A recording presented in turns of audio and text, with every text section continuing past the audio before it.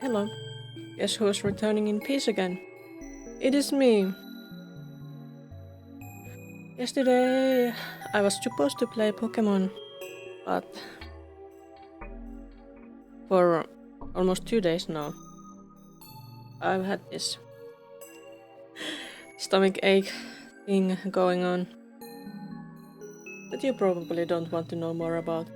But anyway, it's been very uncomfortable. I'm feeling better now, so I figured that yeah, why not stream since I have the time and I get to play Disco Elysium some more. Maybe we can even finish the first day. I hope.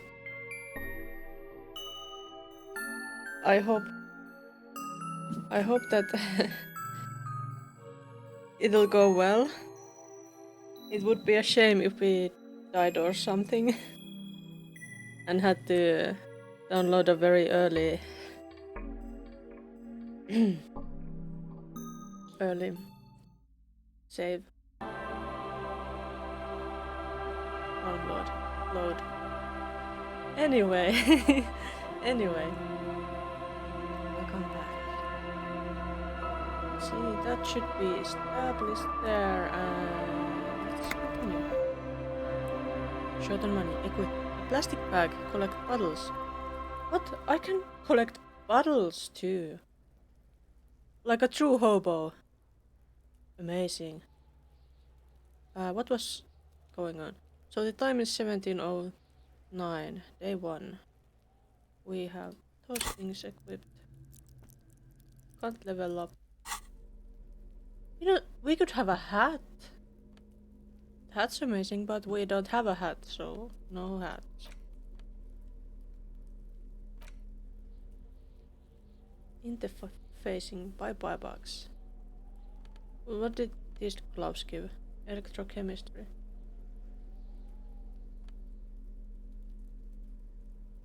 I don't know which one, so we need more. Bullets, keys. Right bar. Okay, what do we have? Return Lena's pin. Meta reality lowdown. You have no idea where you are. Lena encouraged you to ask others to explain the world to you in greater detail. Perhaps try a rich person. Rich people are educated. We should have asked the bookstore person, because they might be educated. My gun. Haven't found a sad song yet. Who made the call? Who put the clothes in the trash? Ask Kuno if he knows. Oh, pay for damages. Oh no.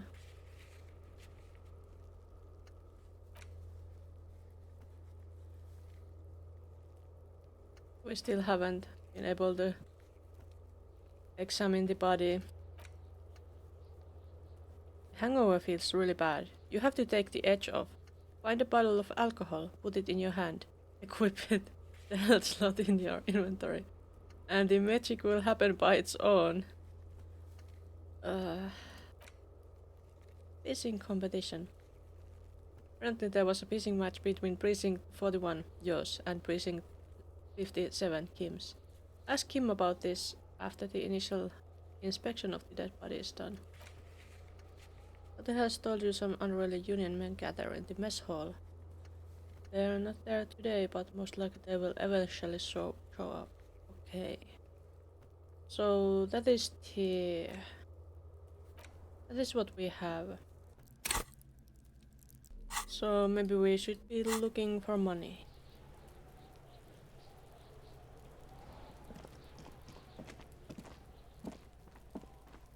What's that? Can we go there? Where am I walking?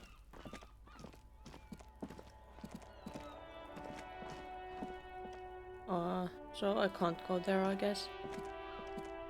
What if we go to the bookstore again? Will they be angry at us for breaking into the back room? Those stretches. Early stretches catches the worm. Or does that make any sense? I don't think so. Oh, the kid is here. You broke down the back door, the wards, the door. It's all gone now. Dark psychic energy leeching onto my shop. She looks very sad, resigned even.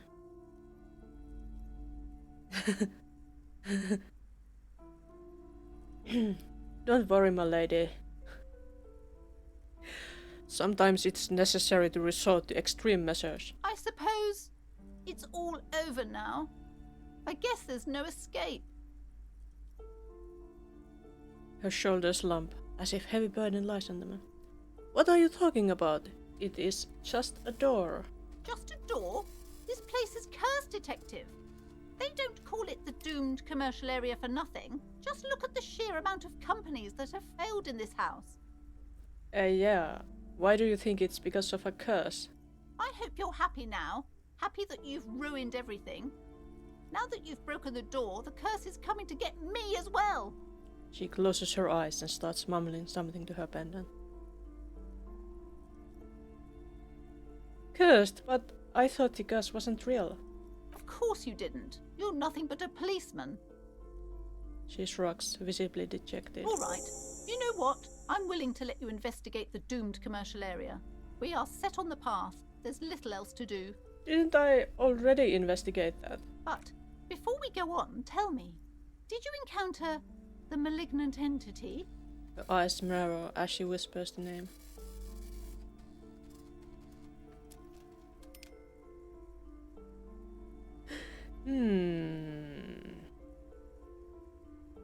The entity? No, I don't think so. Yes, the malignant entity that lives inside the chimney. It takes the shape of a woman, a witch probably. I've suspected that she knows more about the curse than she lets on ever since I first saw her.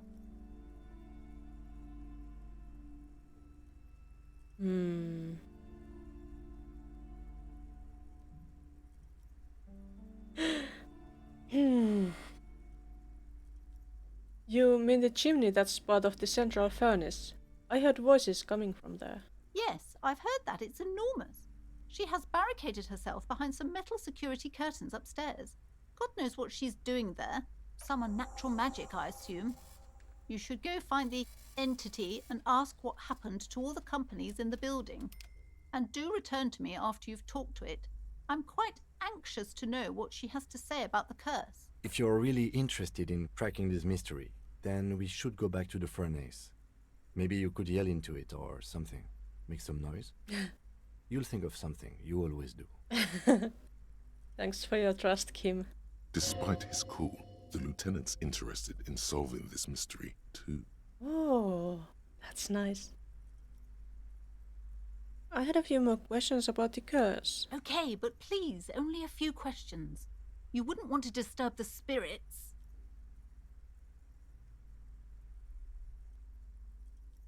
Why didn't you just tell me right away it's the curse? It's not good to talk about the curse, not in detail. The negativism, it's dangerous. Talking about the void wraiths angers them.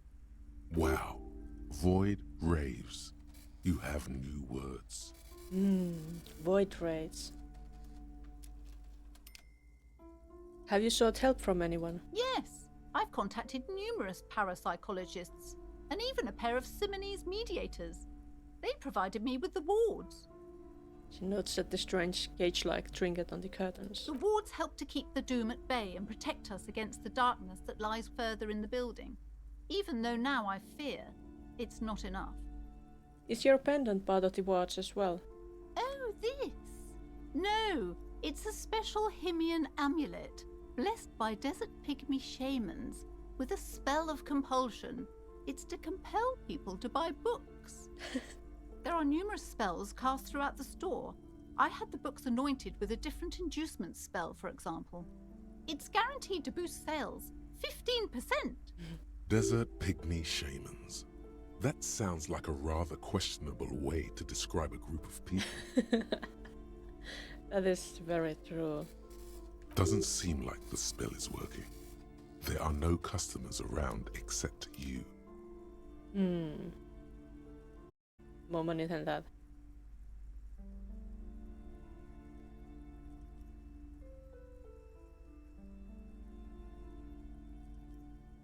There are hardly any customers in the store. Do you think it's really working? Sir, I am well educated in the commercial and esoteric arts. I know what to do and what to avoid. She notches her spectacles, as if her spectacles would do anything.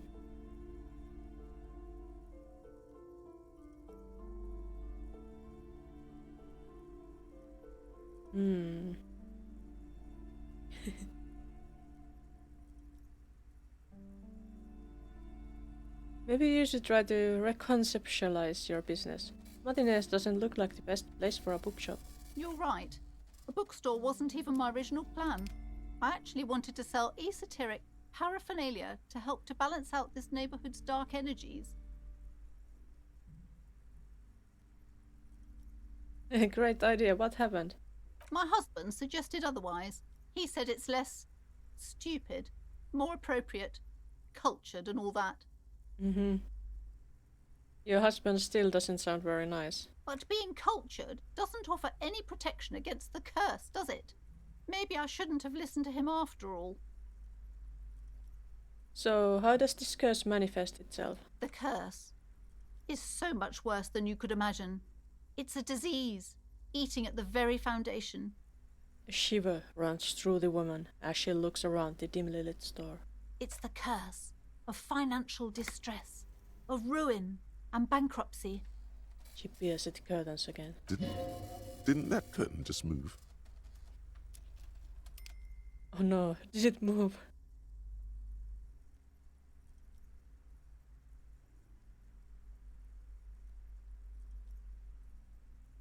Annette mentioned that the previous tenants have experienced some financial trouble.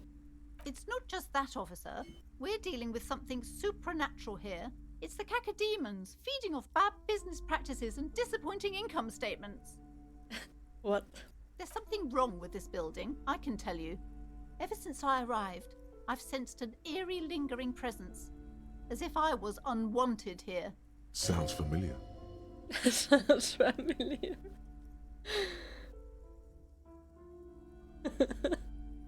Strange. I feel unwanted too. What does it mean? Truly so?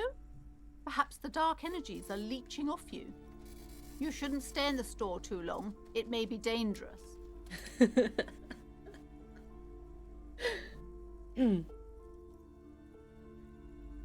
What about the wards on the back door? Are they Semenis as well?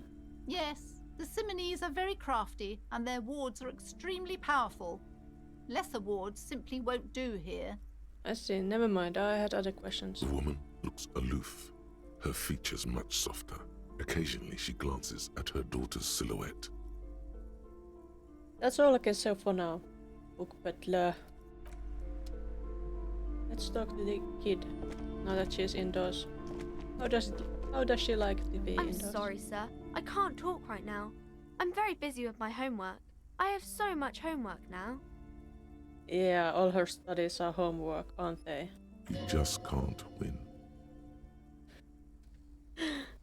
Out of the rain and into the gutter. What are you doing now? Math. It's really difficult. Like, really. They say you need it to get rich. Better than standing outside in the cold, I guess. Math is good for you. Oh, I found something while you were away. Suddenly she smiles and perks up. I thought this would fit you. Like, thanks for helping out. Not me. The city, I mean. Like a detective does. Dick Mullen's hat?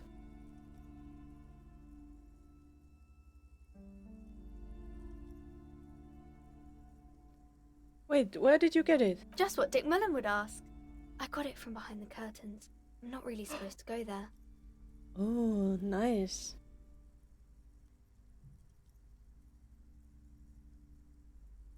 It's a fedora. Maybe. It's the hat Dick Mullen wears all the time. You'll look way more serious with that. Right, I have to get back to my homework now, before Mum notices. Man, This is hard. She looks back at the infernal scribblings under her nose. Okay, bye. See you around, Annette. We got a hat. If anything, this wide-rimmed hat looks even better than the hat Dick Mullen wears. Dick Mullen is stupid, and not even real. You're real. Your brain is real. Your real brain is inside the hat.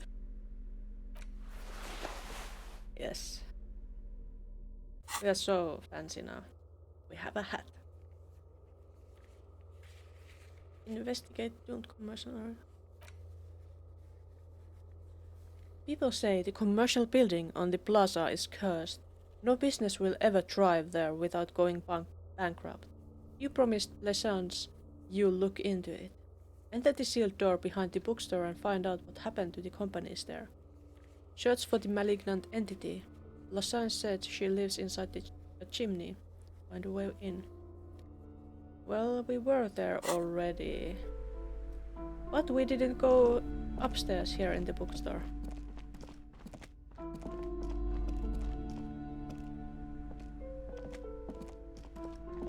These shelves are overburdened with books from the same series. You see the name Dick Mullen over and over. Stockip, what's all this crime fiction? Oh, crime, robberies, murders, even sexual crimes. Ooh. We're fortunate to have Dick Mullen and his stories to sort all that out. Yeah, especially the sexual crimes, right? You're a police officer, apparently. You should buy all of these. They really do teach a person how to be a proper detective. Note, reading about Dick Mullen will not actually make you a better detective. Good thing I'm smart. Let's look through the display of books. Crime fiction is a disgrace. An asinine misrepresentation of the physical attributes of the arduous everyday work of actual police officers. These books greatly overstate the excitement of police work, glossing over how long it takes to actually follow up on leads and eliminate dead ends. What's more, they completely ignore the psychological hardships of year after year coming into contact with people during the worst days of their lives. Not a single mention of all the stress this work creates upon the officer's family. Detective fiction just doesn't tell the truth at all. Now, would you like a list of all the books found on the shelf? Sure thing. You see Dick Mullen on the job. Get Me Mullen. The Stalwart Adventures of Richard P. Mullen. Dick Mullen and the Murder in the Orchard. The Sordid Affair of Dick Mullen. Is there any other crime fiction than Dick Mullen crime fiction? A killing is declared. Dick Mullen in the Murder House. The Final Case of Dick Mullen. An obvious lie. Dick Mullen in the Clock Tower. The Ordeals of Dick Mullen. Dauntless Dick. Dick Mullen's Funeral Pyre. Dick. The Murder of Dick Mullen. Dick Mullen dies? Oh no, turns out he fated to solve a case. Ooh. Are there any more? Yes, there's also The Dame Who Did It. Farewell, my Mullen. Faking death seems to be a common trope in the Mullen series. The morbid tales of Dick Mullen. A dark tide turns. Tragedy calls for Dick Mullen. Another one with fake death. And, of course, Dick Mullen, the murderer. In order to catch a murderer, Dick Mullen must become the murderer. After all this, you still haven't found the answer to the one question that matters. Who is Dick Mullen? Well, who is Dick Mullen? Your quick eye notices a small caterpillar crawling across the spine of a book. The title reads, Dick Mullen and the Mistaken Identity.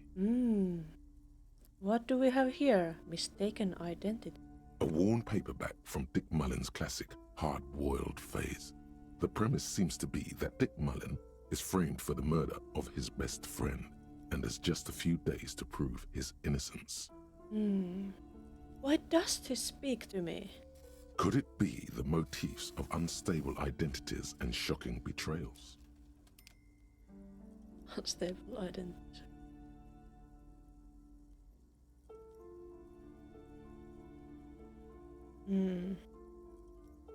No, it's gotta be something else.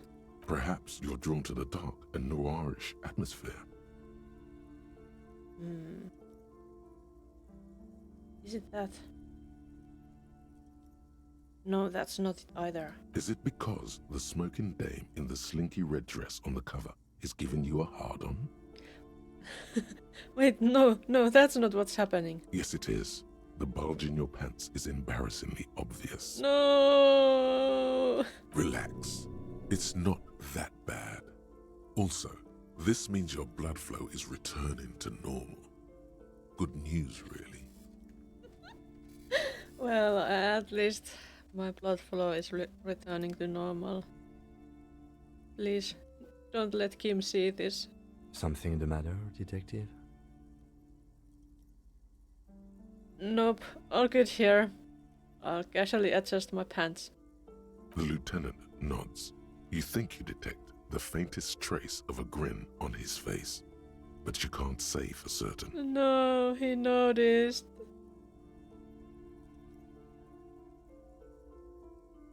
No, how embarrassing. Let's leave. What's this? Volumetric ship compressor. Bizarre scientific news from Revachol West today, where a police officer's shit has been observed at a pressure of around 495 gigadecimals. These metallic hydrogen levels of shit togetherness were thought to exist only at the center of collapsing stars, not law officials. It remains to be seen how long the shit singularity lasts. Shit singularity. Okay. So now we are strong enough to maybe try again to look at that body.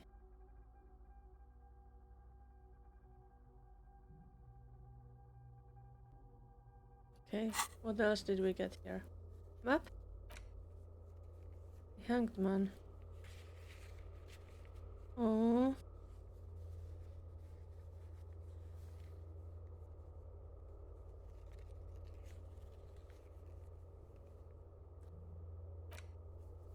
Well, wait, but wait, there's still stuff here. What's this? A quaint picture book brochure, very colorful. It's a tome of fascist magic, rather candid. Fascist The magic. plaque on the shelf reads, Biographies of famous people.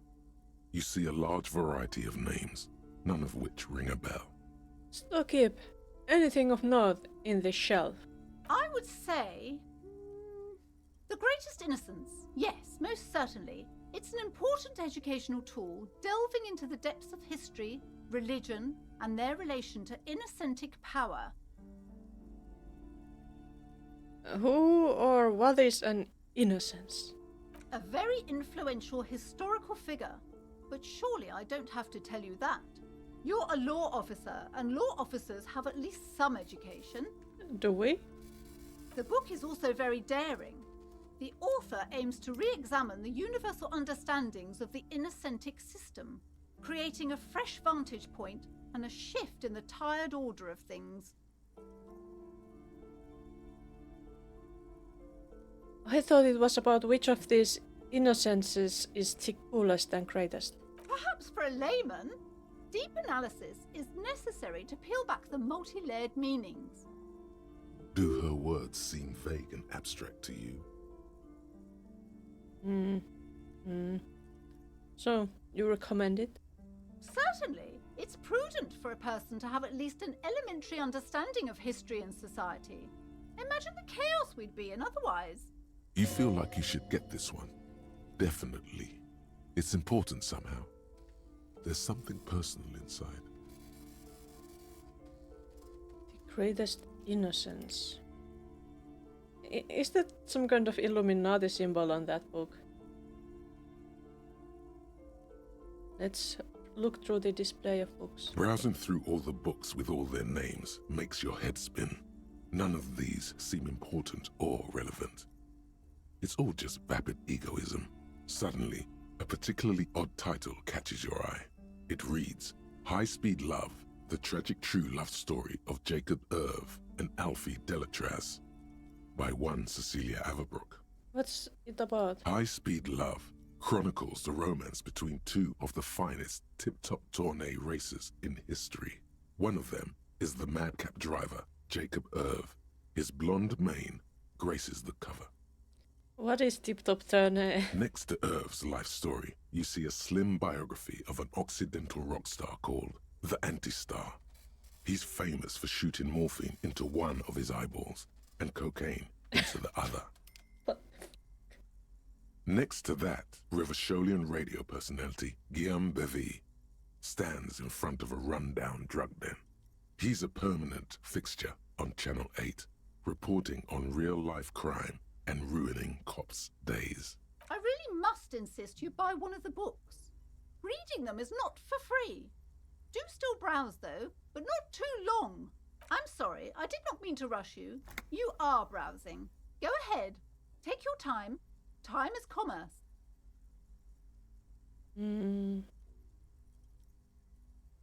I really want that, but I need money first.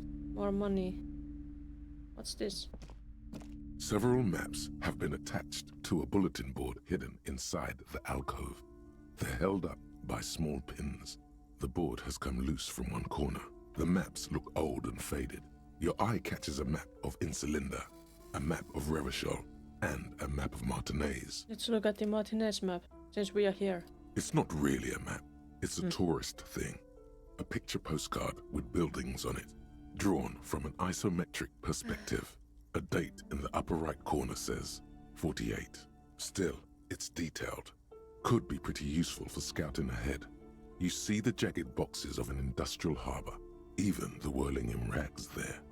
Let's see Revachol. The north coast of a verdant island is shattered by the delta of a river. It is the River Esperance. Countless bridges put the shards back together, connecting city blocks to river islands. La Delta says a great artificial heart in the center, teeming with life forms and construction. To the east, rolling hillsides, Le Jardin, Stella Marie, the suburbs of Saint-Baptiste, swallowed up into the megacity. They sound rich to you. This is Rivachol East. And the west of the river? Houdon. It's somewhere to live. Not bad. Then there's Jamrock. It's bad. People shouldn't live there, but they do. Then Forberg. It's almost as bad and much larger. Then Coal City. It's the worst. So mostly bad and worse. And Martinez? It's so small you can't even see it on the map. Oh. No, wait. There it is. North of Jamrock. The strip of coast next to the Greater Rivachol Industrial Harbour. It looks downright despondent. It's almost Coal City, to be honest. No, this is somewhere to be. This is all you have. But it's still something. Streets and sodium lights, the sky, the world. You're still alive. I didn't even know I had that kind of part in me. What about Insulinda? This large map displays archipelagos. You see a constellation of small dots on the light blue emptiness of the Insulindic Ocean. The largest in the northeast is La Caillou. You are here. Another far away in the southwest, Seminese Islands, Ile de Fantôme. What else? Ozon, Laurentide, Face à la Mer, Archipelagos, North Arcade Islands. All just specks of dust on the vastness of the Insulindic. On the edges of the map, the color fades into a blur of dotted lines, black and white, disintegrating into mathematics. In the northeast, a dust mite stands on the north coast of Caillou in a bookstore. It's you. Let's squint first. Can I see cities on the islands? You can. On Caillou, Revachol, a single black star. On Ozon, Fondelier, and Vilmandu. on archipelagos, Croyan Moran, Villiers, on Seminine, Olduvai, and on Laurentide, Deora of the Seven Seas. Lost little pearls of light, tiny fires in the dark. 850 million people live on these little dots, an oceanic world of culture and commerce torn apart by history. Let's look at the edges. The ocean breaks apart into a tangle of cosines and azimuths, all pointing into pale nothingness. Windy is the north azimuth. Grad is the northeast azimuth. Samara is the east azimuth. Seo is the west azimuth. Isolas, they're called. Connections to other worlds. Words past the Incelindian, unknown to you. You only know you've never been there. You have little idea what they are. Distant stars, gods, but looking at them makes you feel almost non-existent. Whatever they are, the Isolas are immeasurably large compared to you, and very, very far away. Perhaps they are gods, gods of distance and outer dust. Perhaps they are gods.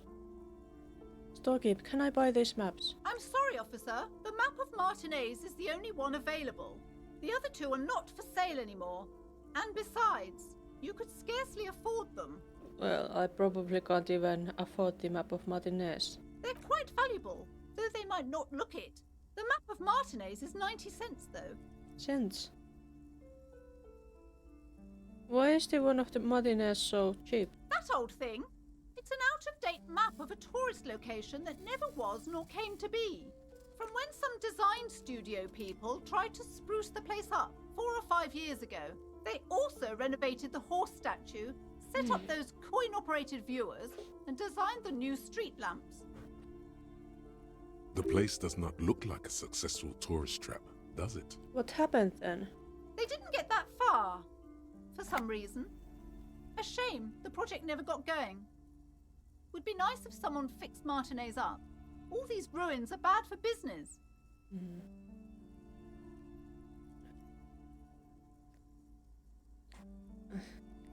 I think I need it. It's not that expensive, and we'll have to get money anyway. More than that much. I want to buy the map of Martinez. Always good to be informed of your surroundings. We have a map. A worn and torn map of the Martinez area, dating from 48. The title on top of reads, Bienvenue à Revachol. Don't know how to pronounce that properly. It's a bit out of date, as it was originally created by a design studio in a failed attempt to spruce up Martinez and turn it into a fancy tourist location. The worn map features the patchwork grid of the streets of Martinez, with directions to appropriately touristy locations. Year 48 resides on the upper right corner. Let's trace a path through the grid. Your finger moves through the various streets, across Rue de Saint-Ghislain and Rue Saint-Sipar, over Saint-Brun and Martinez North, finally coming to a halt on the spot where you are currently standing, although the map gives no such indication itself. Of course not, it's a map. For a more detailed view of the map, go to your journal and select the Map tab. Let's put the map away. Nice. We have map now. Yes, we have a map. There's the hanged man.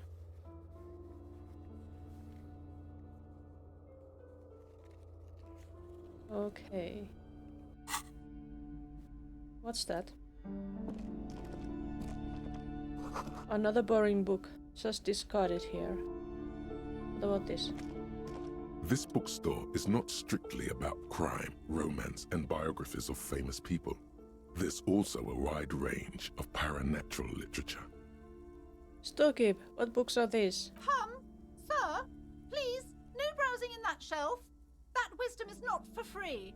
I can't have you end up, like, opening a police store next door and stealing my customers. Oh no! What the? Let's look through the shelf.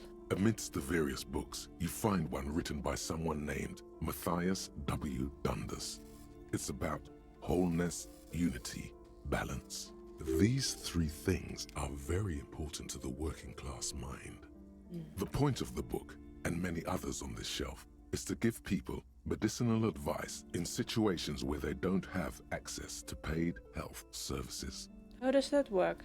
It serves platitudes, while also telling everyone that traditional medicine, the kind people don't have access to and which costs more than this book, is garbage and would only give you cancer anyway, without even curing your cold or anything. Wholeness, unity, balance, on the other hand, can basically take care of anything. Though it is important to note, when it's up to your mind to heal yourself, then it's because of your mind that you're ill in the first place. Does the book say anything else? The book features chapters on topics such as how to find magnesium. It even lists plants you can harvest magnesium from. How to continue drinking if you're an alcoholic who has destroyed his liver. What? And there's even a chapter on the ancient Seraïs tradition of using duck gallbladder preservatives to treat and prevent sexually transmitted diseases. Pre and post factum apply. Nothing worth buying. This is just mundane garbage. What's even paranatural about this? Nothing, apparently.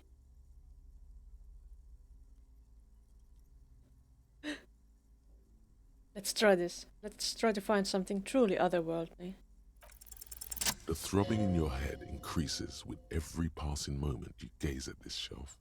Suddenly, as if out of nowhere, a small green book becomes apparent.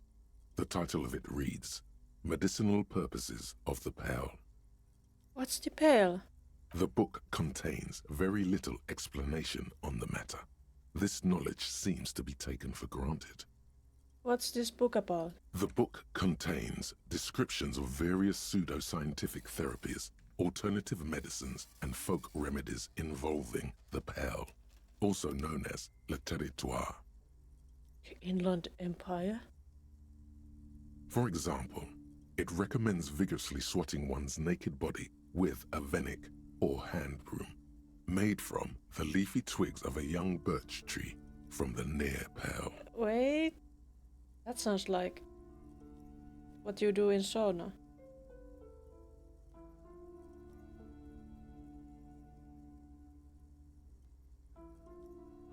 Sounds invigorating. It is, and good for the circulation too. What else?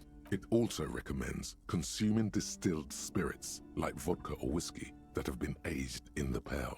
Readers are instructed to cover these jars in a shallow hole just inside the pearl and leave them there for 30 to 60 days, depending on the potency desired. And what does this pale-aged liquor do? Among other benefits, it is alleged to restore a damaged liver to perfect health. What magic is that? That seems improbable. I agree, Logic. I agree.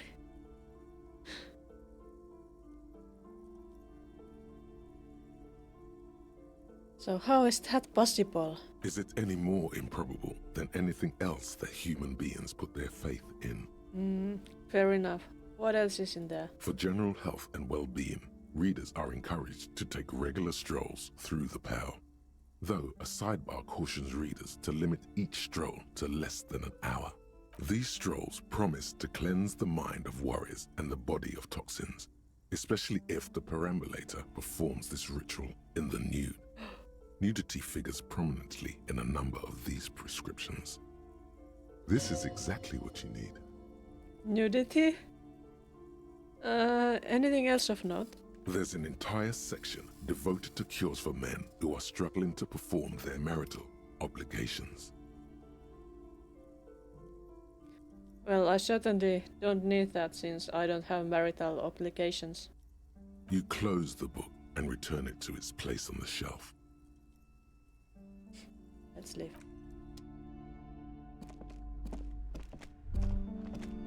What am I thinking? Wait. Everyone knows the most interesting thing about fascists was their magic. Really?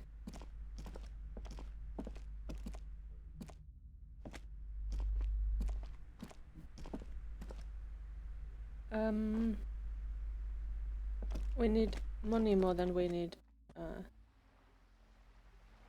other things. We could go to the pawn shop because we need to have a place to stay for the night, I think.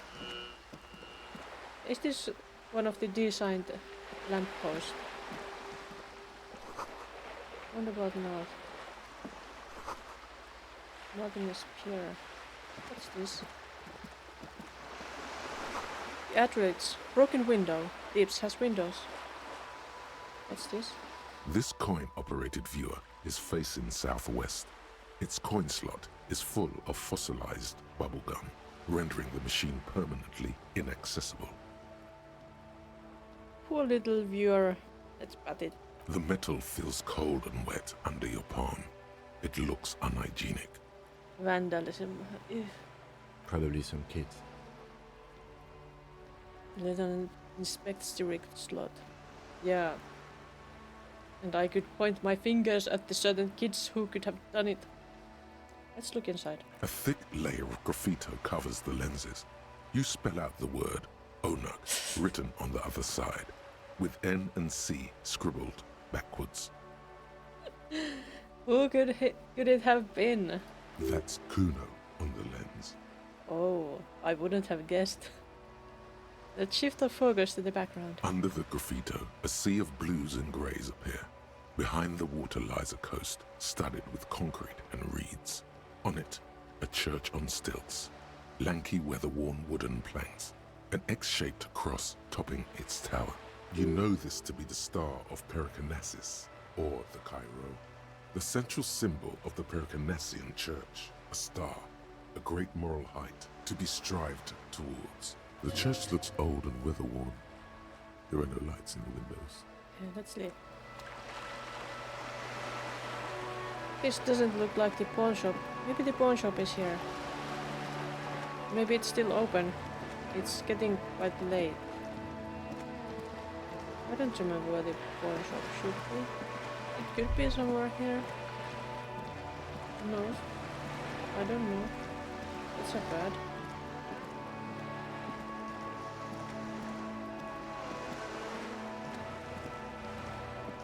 What's this? It's so big, we have to look at it. This is a wall on the side of an apartment building. Impossible.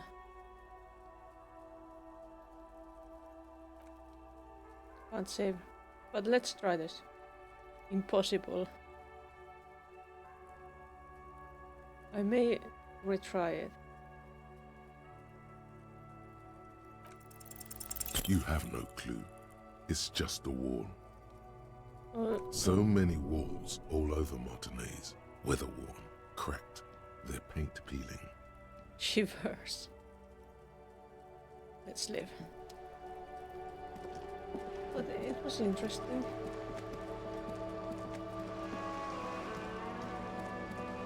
Is this the pawn shop? Inside the frame of motorcycle in repair and the tools used to disassemble it.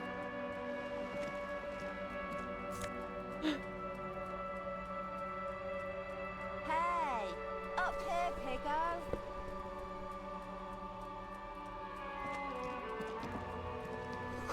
There's a girl up there. Did she spill paint? Huh.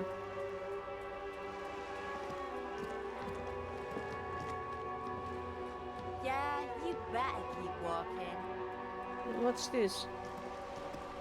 A sturdy metal door guards the southwest entrance to the apartment building. It's locked. Let's knock. The door rattles against your knuckles, but there's no response. Knock The again. door rattles again, but this time you hear an elderly woman's voice calling out from inside. Stop banging on the door! I'm not letting any more strangers inside. Hold on. Who am I speaking to? Doesn't matter who I am. Now go on, get out of here. This is the police. Open the door. Ha! The police? Everyone knows the police don't come round here.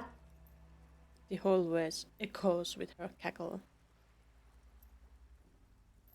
But I'm not joking. No, I already told you. I won't be responsible for any more strangers getting into the building. Go check the backyard door. Maybe someone there will. Stress of leaving the sentence unfinished. Backyard door. There must be another entrance to the east. Kim, the rural policeman. Let's leave. But it doesn't look like there are... Wait, we got that new clothes. Suggestion half-light. Spirited cops.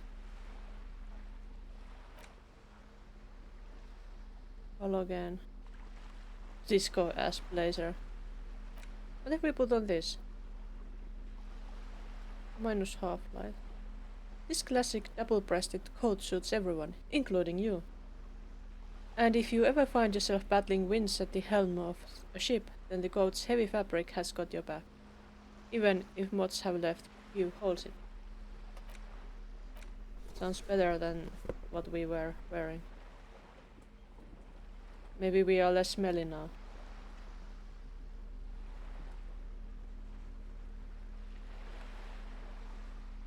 Threaten people. We can't threaten anybody.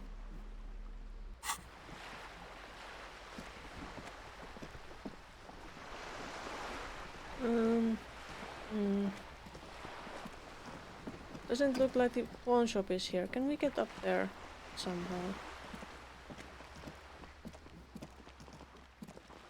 But it's up there. We can't get up there. Look at me when I'm talking to you. Can't go there. There is no pawn shop.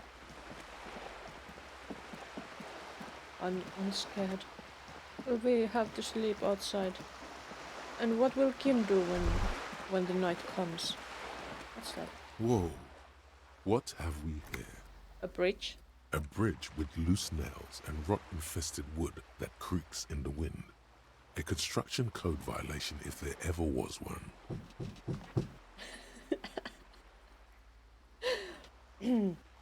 I know someone who would comment on the bridge about just like that.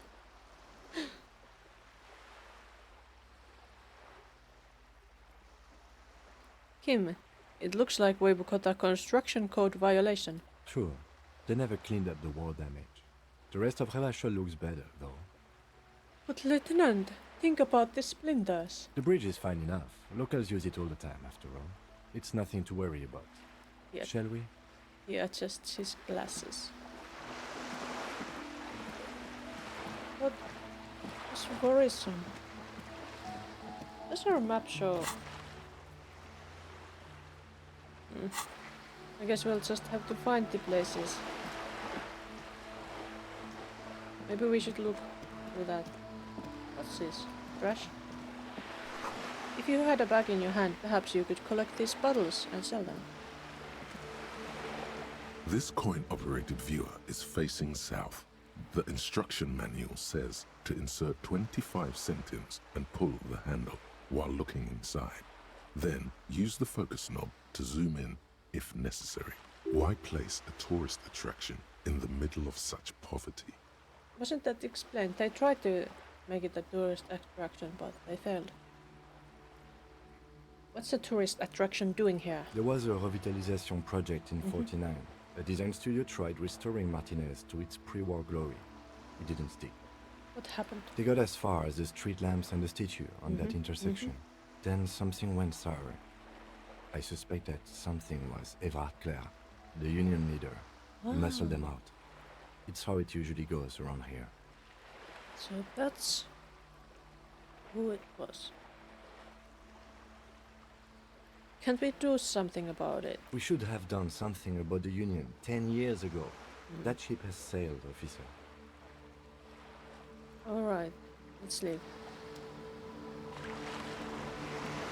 Already looked through that dirty one.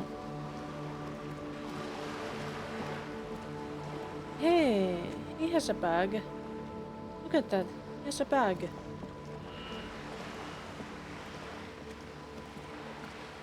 You're desperate. Well, the things I've seen and said.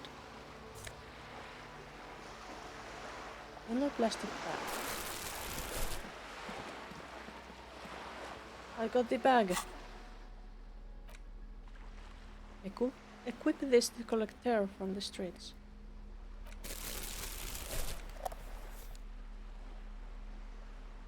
We are proper hobos now.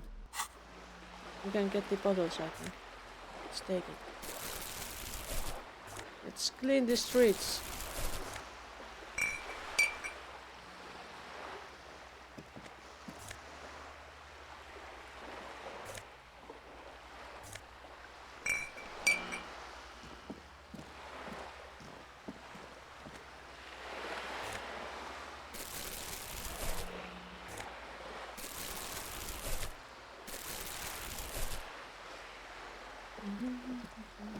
Is that a bottle? No, we can't get it, I guess.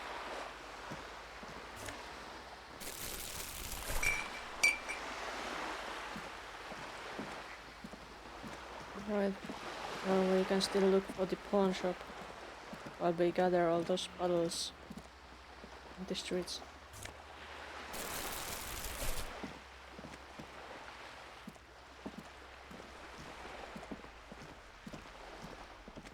Oh, it's the old guys. I think we had something for them. We are still waiting for a replacement for the bull you sent sinking. I found you guys a new bull. What is this? Are you mocking us? This isn't for pétanque. Yeah, as I thought before. Now, no need to get angry again, René. I'm sure the officer tried his best.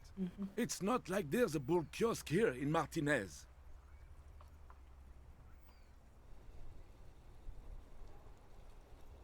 Exactly, and I really did try.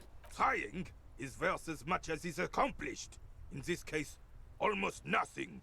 Fine. You try to right a wrong.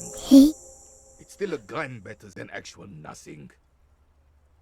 Thank you for the follow action round. And welcome. Well, we got some experience. Does that mean a level up? Thank you for your time. We lost the ball. But did we get experience? Which one is our... this one. Can't level up this. Can we level up this? No. Or this, or this, or this. We can't level up anything. But we could look at the try to look at the body again. As soon as we get there. And gather all the bottles on the way, of course. In our desperate attempt to try to have enough money to pay for the night. Where can we exchange the bottles for money? I don't know.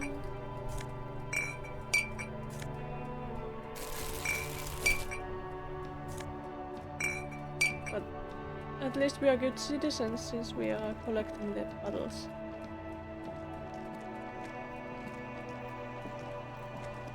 Could the pawn shop be in this direction? Is there anything in this direction?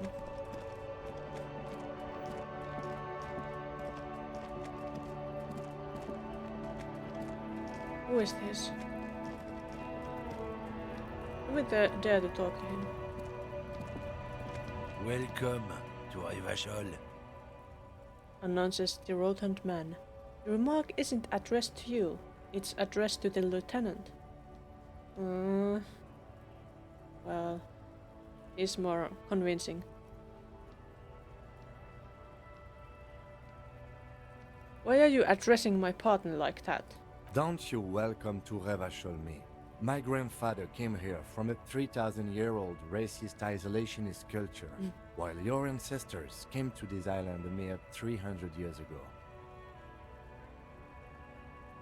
Every school of thought and government has failed in the city, but I love it nonetheless. It belongs to me as much as it belongs to you.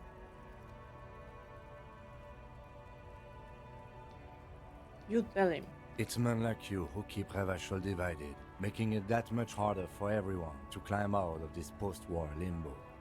What he means is, fixation on the Revacholian nation makes it harder for Revachol to actually attain self-determination.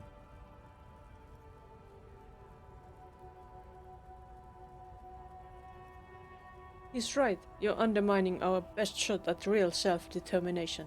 Oh, come on, man. I just said, welcome to Revachol. It's a lorry driver thing. Is it? I know exactly what you meant. You think my kind doesn't belong here, that I should watch myself and behave. But you see, I'm an officer of the RCN. It's actually my job to make sure you behave. I would advise you to remember that. Silence. The air between them becomes tense. As it should. Your partner needs backup. Now's your moment to shine.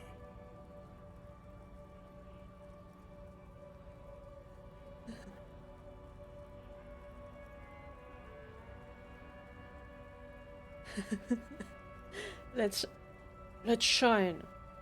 Kim is our best pal. Because we don't have pals. Other pals. Fucking A, Kim. I've got your back. You two make a cute couple. You know that?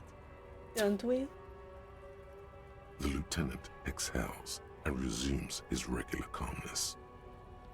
Now that that's settled, we have a couple of questions. Whatever you say, officers. He waits impassively, cigarette smoldering between his fingers.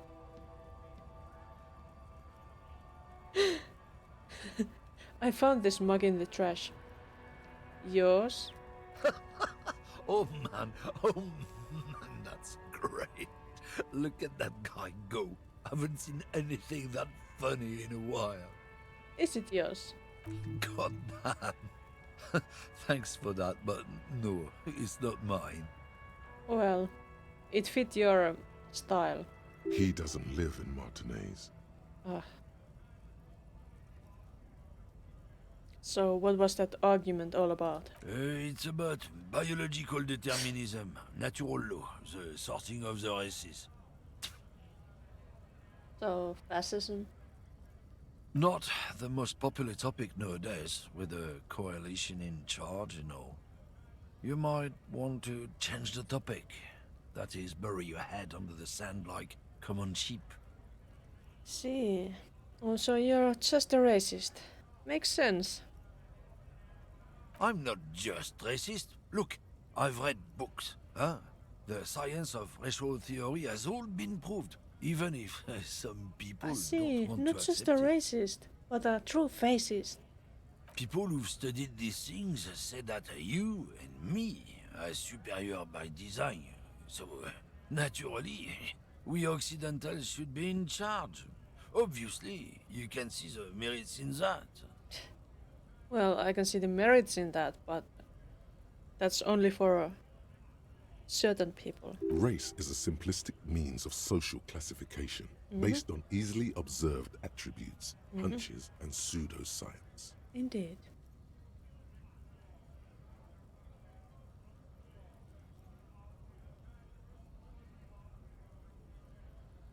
You just look at people and make arbitrary judgments. The lieutenant tries to remain impassive, but the slight arch of his eyebrow tells you that he's liking it. Yes, let's protect our lieutenant. As arbitrary as any judgment, that doesn't make it less of a fact. We'll have to use facts. Huh? Once you accept it, you'll gain the clarity of understanding. What else have you thought of?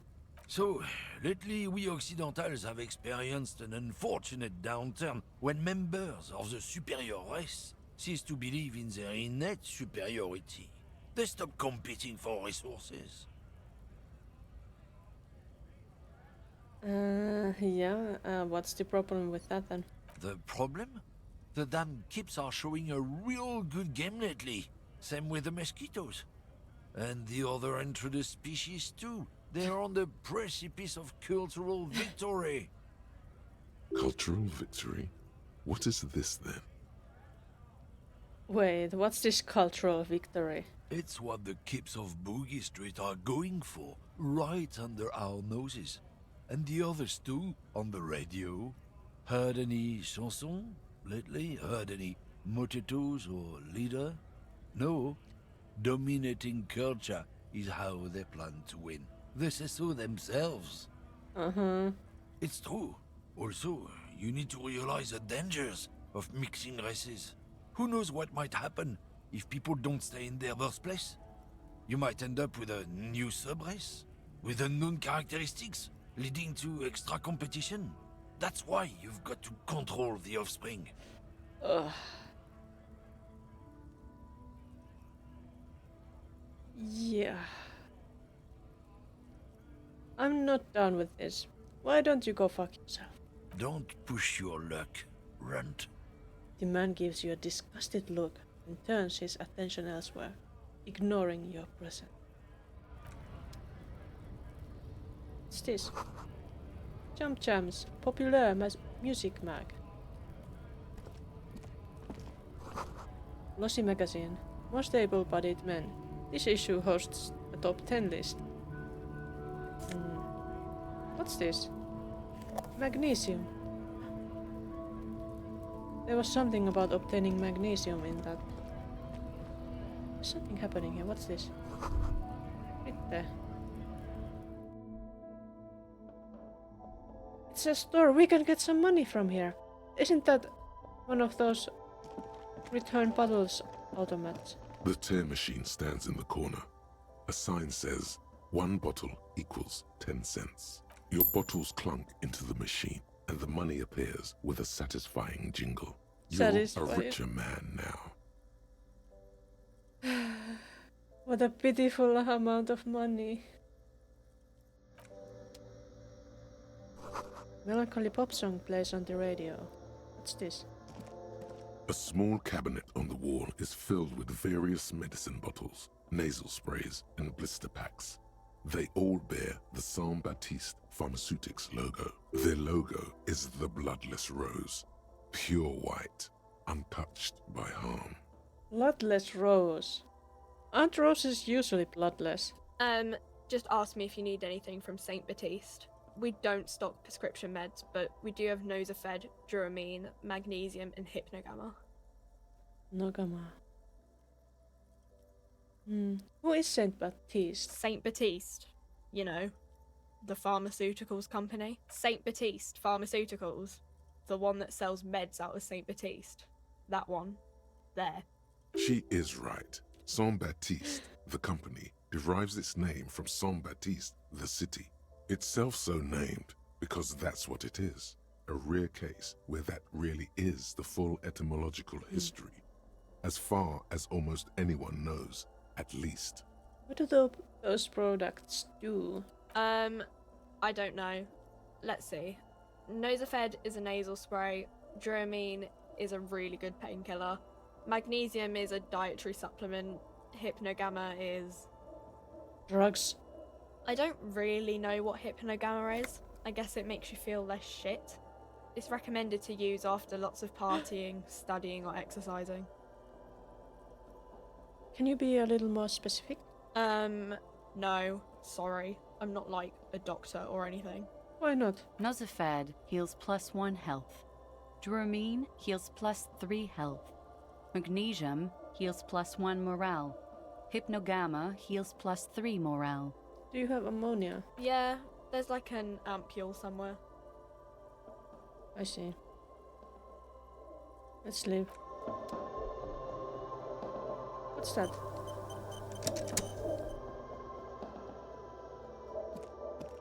A colorful display of cigarettes and alcohol bottles Oh, line no. the shop wall, inviting you closer. No, we shouldn't have clicked that.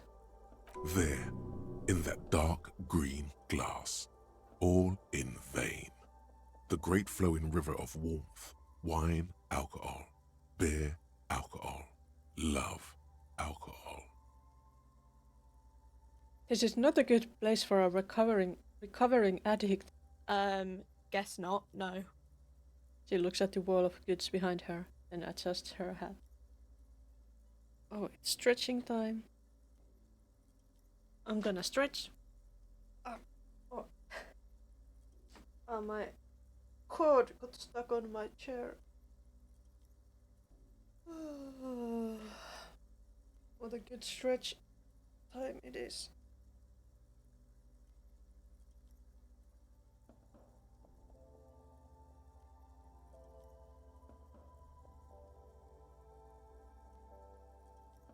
Stretching is good. Maybe it's good for my stomach too. I think... I don't know. I don't know what's wrong with my stomach.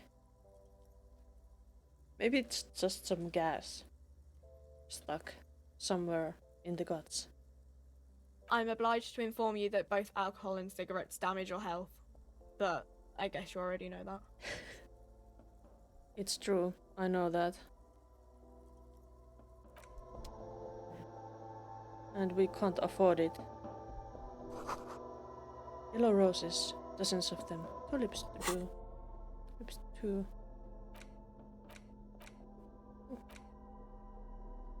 Why was this updated? I don't know.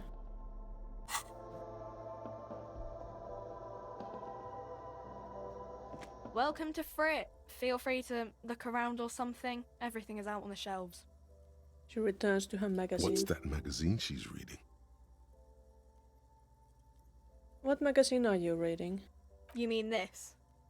She looks at the cover, posting a colorful photo of two girls kissing. This is Pop Stars. It's got, like, famous people in it. It's not for sale. I approve of this. Very futuristic. Let's stop on the girls kissing. She pops her raspberry-flavored bubblegum and nods. The lieutenant frowns at you before turning to the clerk with an apologetic half-smile. No, Kim didn't approve. Before we go on, what is this Frit? I don't know. Frit? Why is it written with 3 T's? I think they think that the extra T makes it funkier. It doesn't. The story goes that normal Fritta, with 2 T's, a men's workwear shop in Vredefort, was already taken.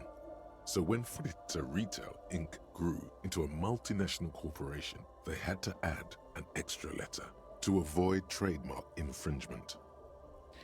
I see. Let's proceed. I have some questions for you. Okay.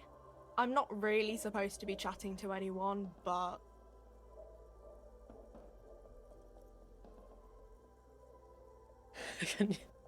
Does Frit have a warehouse in the back of the Whirling in Rags? A warehouse?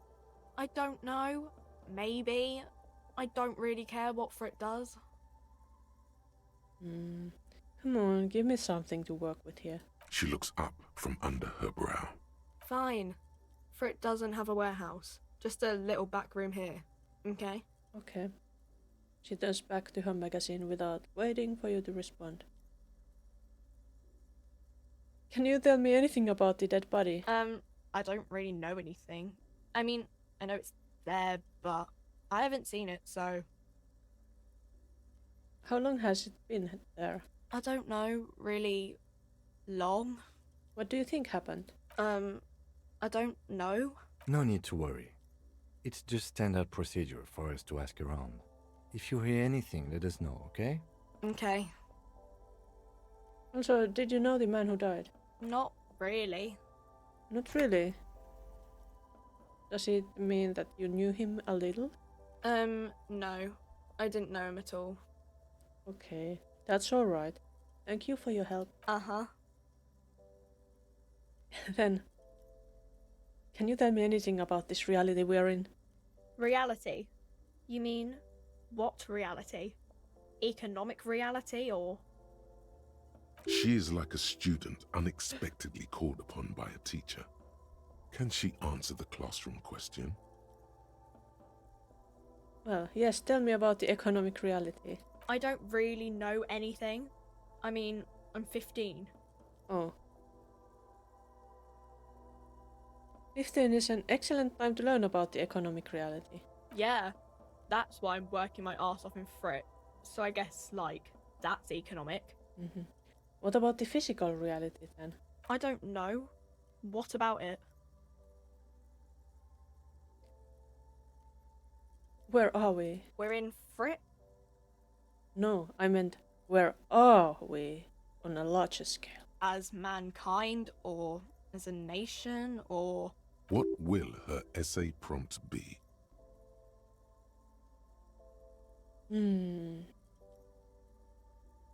As a mankind. in a good place? Are we in a good place? Doesn't look like it around here. She rubs her face, thinking. I mean, science is doing great, and this radio computer thing seems to be kinda big. I don't know. She shrugs, then folds her magazine back. What time is it? I don't know. Look at the clock. It's right behind you on the wall. But if it's behind me, can't you see it much better than I? The clock shows the time at 10:09. The hands seem to be still. It's apparent the clock doesn't work. What is the revolution? When ordinary people take over the government and demands democracy. What about the one we had here in Revachol? Yeah, it happened like 50 years ago or so. Sorry, I'm not very good at this. At history, I mean. The coalition? What's that? Someone told me there is one. Our government? Or do you mean something else? Sorry, I really need to finish this article. She really needs to read that pop magazine. Fine. I won't bother you with this nonsense anymore. Cool. She seems happy to return to her reading. Let's leave. Wait, did Kim walk inside us? Or are we pressing Kim against the counter? This duo really is a couple. Is it getting darker here? What's this? Treatise, how idiomatic. Are they having some kind of gathering here? Wait, is that money? I'll go harder than anyone.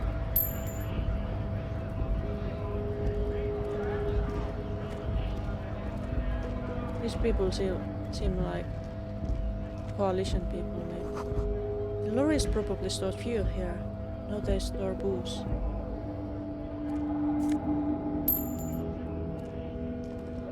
A lorry stuck in the traffic jam. This big, heavy Grad-made machine is well kept for such an old machine. Let's look at the window. The windows are clear. They've been recently washed. You can see a lorryman's cabin with personal belongings, stickers, insignia. What kind of stickers and insignia? The driver has adorned his space with a substantial collection of peculiar paraphernalia. Proclamations about honor, strength, and purity are glued to various panels. This worries me. What about the back seat? The back end of the cabin has a small perch to sleep, large ashtrays. There are several suns and wheels sewn into the curtains. A book with ragged edges catches your notice. The front cover features a large, muscular man. The title reads, Man from Eamdal in the Lost City of the Pygmies. Racist nationalist paraphernalia. Not unusual in this part of town. This is our guy. The lieutenant nods towards the racist lorry driver. I see. You think this lorry belongs to our tough guy? Likely, yes. This guy's proud of who he is. Drapes it all over his machine. You might be right, Lieutenant.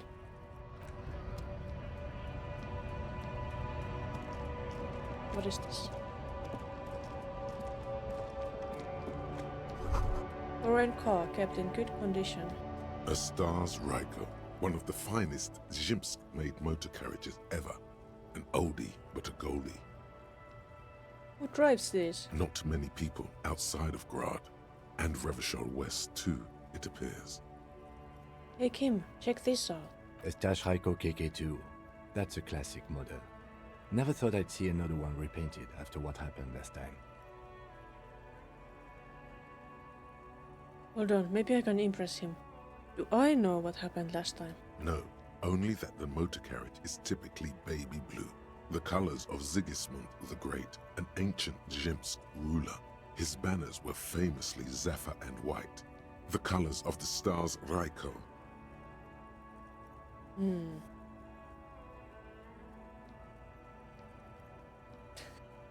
What happened last time, Kim? An old case for my precinct. A couple of Zhimsk migrants saw a Stash Raiko stopped in the street, painted just like this, muddy brown. Murdered the driver on the spot. Oh my. They said it was an honor killing, Hussar style. The Zhimsk community protested to trial, flying the banners of some old king or whatever. 5,000 came to protest. Correction, 4,395. The fourth largest public protest of a criminal trial in Revachol.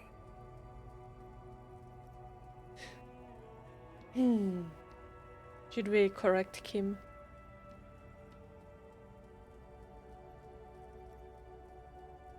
I'm the type to probably do that automatically without thinking, but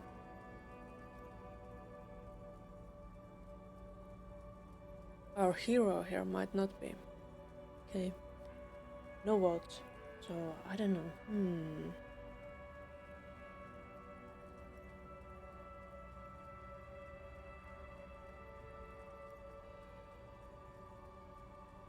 Need to correct you, Kim, but only 4,395 people were on that protest. Is that so, officer? I'll take you at your word. Okay, maybe he didn't get mad. Maybe he's fine. Who are the Elysium's community? People we are paid to protect. Let's leave it at that. Okay. What did they sentence the killers to? 4 years for murder in Reunion. The perps were remorseful. Their sorry knocked 8 years off the sentence. That's the system. The prisons in the greater Revachol Industrial Harbor are already full. Prisoners are expensive to maintain. The longer the sentence, the larger the cost. Kim, could our hanged man have been the driver of this car? I try to avoid drawing far-gone conclusions like this before actually examining the body. But my initial guess is the two are unrelated. Okay. Well, it could be. Depends on how long these cars have been here.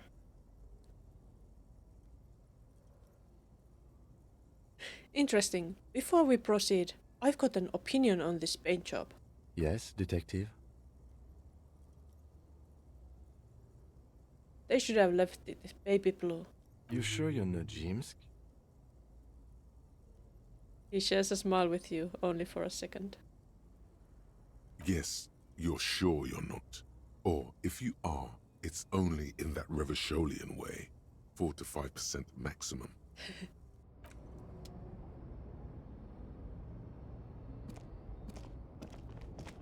It's just that blue is an important color. What's this? This is the statue that has been reimagined. An old monument stands in the middle of the traffic island, pointing toward the sea. It looks as if it's been reassembled piece by piece, secured and mounted in the air with the aid of numerous ropes and rods. Who is this? A silver plaque on the statue's pedestal reads, "I am Philip III, the Squanderer, the greatest of the Philippian kings of Revachol, son of Philip II, the opulent, father of Philip IV, the insane."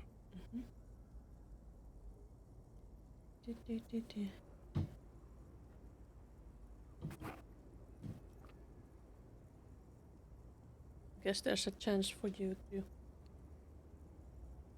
affect my dice before I do this. Even by the standards of the Philippian kings, old sumptuous Philip was known for his profligacy. Profligacy? That's a new word for me. What's profligacy? In what way? Well, he blew through the whole national treasury, starting the decline of one of the penultimate century's greatest superpowers, the suzerain of Revachol. His own maladministration foreshadowed the fall of the monarchy during the anti-centennial revolution, an end to his family line and the monarchy on the Insulindian Isola. How did he manage to blow through the entire national treasury? Stories have it that he had his bedroom converted into a treasure chamber, where he stored unfathomable wealth. Krugerrands, bars of gold, ornate weaponry, armor, and various chalices. He called it the Sol Aurum. It was obscene. There were whispers he slept on a huge pile of gold-dipped feathers, like some obese dragon, instead of a bed, like a normal person. Sounds fun. I would like to sleep on gold, hustle style. But wait, you haven't even heard about his fabled cocaine addiction. Oh no. To what now? You see, old Philippe wasn't just good at squandering the national treasury on gold and ceremonial weaponry, he was also a prodigious snorter of nose candy.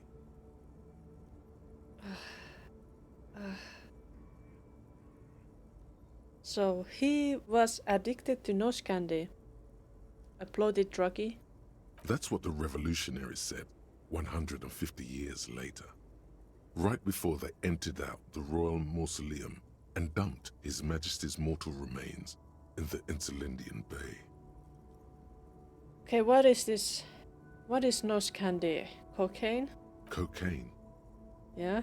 This is a lot to process. His Majesty's courtiers said it helped him connect with the higher realms. I see. Okay, where is he buried now? Beneath the cold waters of the Insulindian Bay, thrown there by the revolutionaries after they cleaned out the royal mausoleum. What happened to the statue? The original was blown apart by communards, then further damaged during the landing of the coalition's airships during the turn-of-the-century revolution, when Martinez was leveled. Most historians think the coalition's hasty landing may have ultimately saved the statue. If the communards had more time, they would have reduced it up to even finer pieces. Who restored the monument? It was the attempt to make this a tourist place. Some years ago, a group of liberal, artistically inclined individuals, designers mostly, thought it would be ironic to restore the statue of the most wasteful ruler of Revachol in the poorest part of the city. The statue is supposed to capture the moment it was blown apart, like an instant frozen in time, a rare butterfly trapped in amber, floating on a sea of shit. That's brilliant. So funny and nihilistic. People in Martinez tend to disagree, as do many prominent art critics and thought leaders with more nuanced social awareness than the young ironists. Those critics might have it wrong, though. There's more to it than just ironism, but you can't say what precisely. Perhaps this art mystery will be solved at a later time. Philip III, the squanderer, however, with his bronze face up in the air, doesn't seem concerned about what the hoi polloi think of him in death. Yeah. He wouldn't care, would he? Not that he ever did in life either. Alright. It's getting dark, isn't it? Why is this yellow?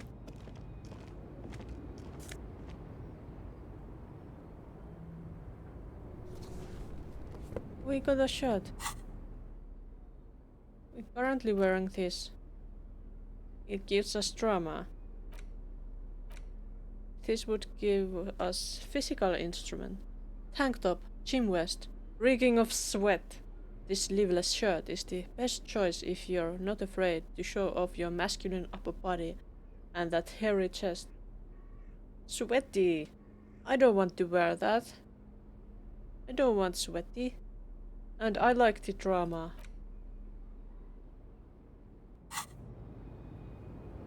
What's this? Ruins full of snow. No one lives here anymore.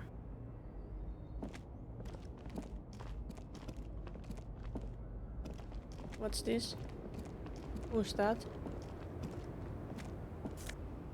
Money. I don't have enough money.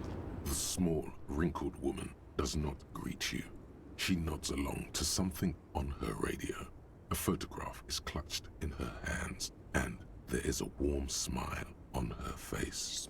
The photo, an ambrotype from the turn of the century, as golden as her smile. It's the warmth of a winter night's fire. Maybe she could give you comfort and shelter, some cigarettes and food money. Maybe she's your...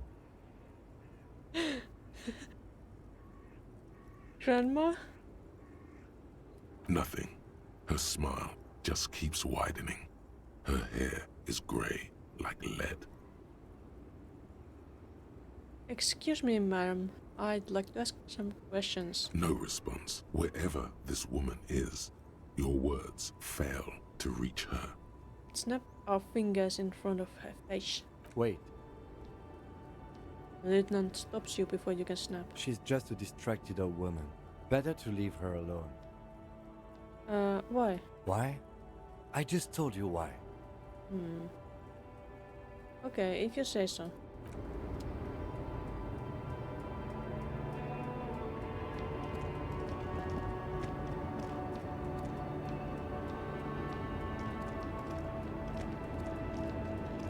But what if she was my grandma? Did the protesters go away already? Oh. I guess we are going to talk to them then. Let's save the game.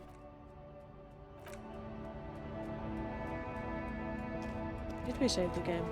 Or did I do something else? I hope I saved the game. As I should have.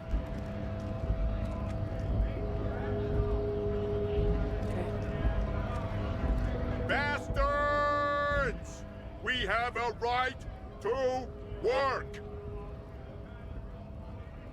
The man yells towards the harbor gates.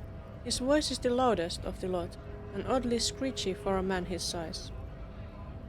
I am the law. I am the law. Hold up and stay frosty, everyone. Cops are here. The broad-shouldered alpha male turns to you. He's a full head taller than everybody else here. You here to fuck with us? Beat the honest worker down. Why should I? We're here to fight for a cause. Stripes usually have problems with people who have causes.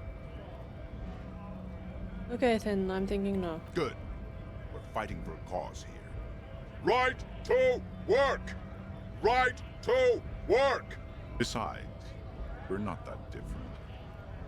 It helps if people see us talking, cops and strikebreakers together. Shows authorities are on our side.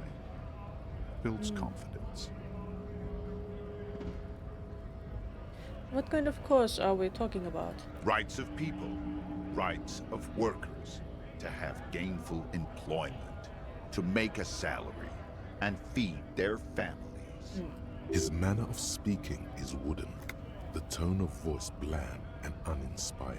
Almost as if compiling replies from a set of learned phrases. I don't think I've chosen any sides yet. Might be time. Don't let the fat bastards tread on you. Cops tend to side with the higher-ups, but you're essentially still workers. I don't trust cops, but I can see you understand the right to work! Right to work! Regardless, I have some questions for you. Maybe you should ask them the questions, like why we're not allowed to make a living here. Shame on you! We have families to feed, you piece of shit. Points his finger at the man sitting on the railing. So do we, Scott. The loitering man hollers in return. Who are all these strike bearers? Honest men and women with rights to work, to be useful, not toys for corporate interests. The man runs a hand through his steadily graying military haircut. We came here to help the harbor run smoothly in time of crisis. If Union fucks don't want work, they ought to let in those who do want work.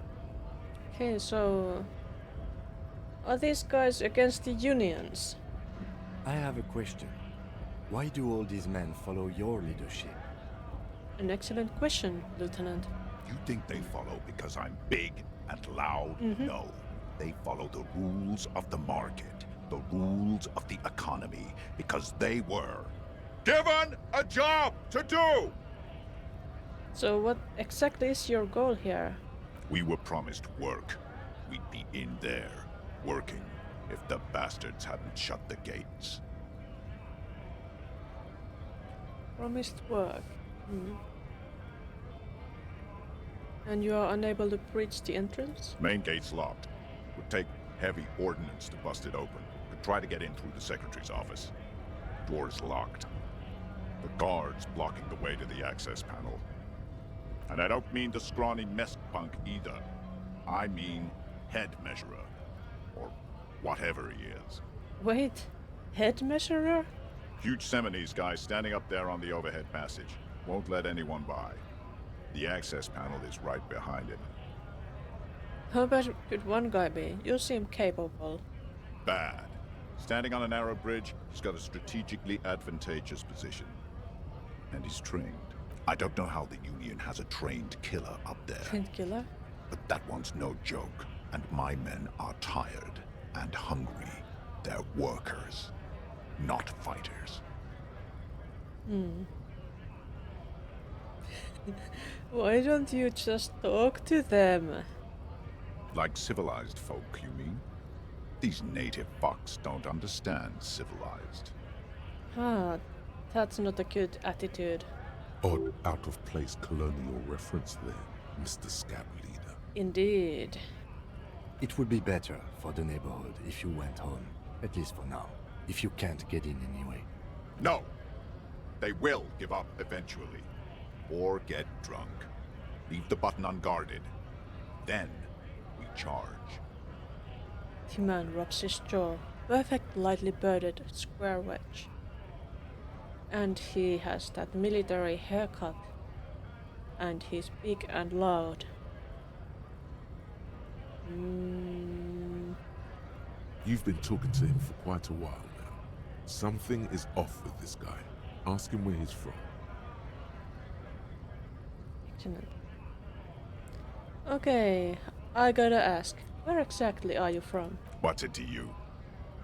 Deep suspicion drips from every syllable.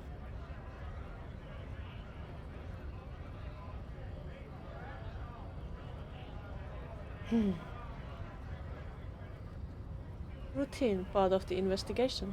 Am I a suspect? Done no crimes. I only fight for the rights of people. Every once in a while, it's like you can see glimpses of another guy under the guise of this fighter for jobs. He seems a more brutal, cunning, and suspicious person. Just a hunch. Or you just might be paranoid. Already got that. I'm interested in your background. We're all workers, right? Workers stick together. Came from the eminent domain, in Jamrock. Backgrounds in odd jobs, heavy lifting, cargo hauling, bouncer work. I know the drill.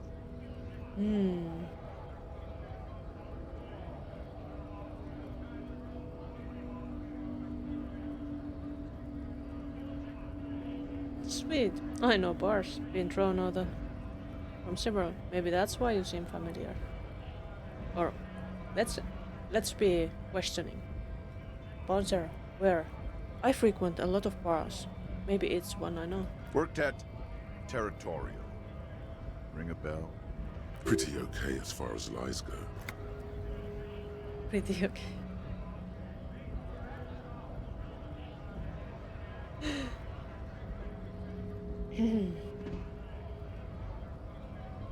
Never heard of it. Are you lying? We're done here. I have a strike to break. He squints at you. A little spark of violence gathers in his eyes. When he blinks and turns to his men. I see, so... It's not what he seems to be. What's this? It says... Grih.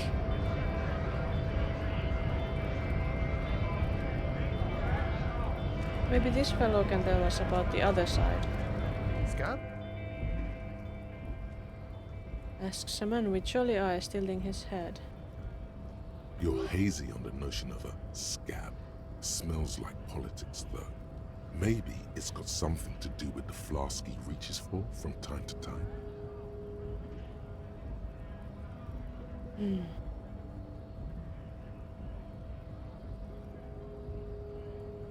What exactly is a scab? A kind of a worm, content with mere survival. They come, they want to do our job for shittier pay, screwing over both themselves and us. Everybody loses. Hold on, where did they all come from? Beats me. Somewhere in the ground, I think. You don't seem to like them much. Gotta be bloody stupid or freaking evil to scab. Or I guess scared, maybe. But scared of what? Of who? He looks at the mask, squinting his eyes as if trying to ascertain what they are scared of. Personally, I'd rather beg than scab. If the gentleman shouting on the street came begging, maybe they'd have gotten something. Have you tried talking to them? We've explained the matters, but they don't listen. This lot would be reasonable and go home if the big guy wasn't riling them up all the time. Big guy. He means the leader of the scabs.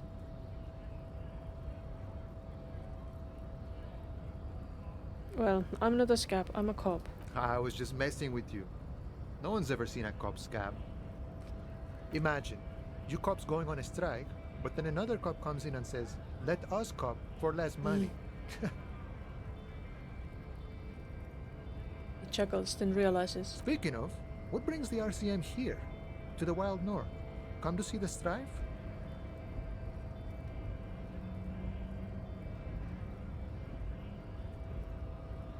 How come the Martinez investigating a murder?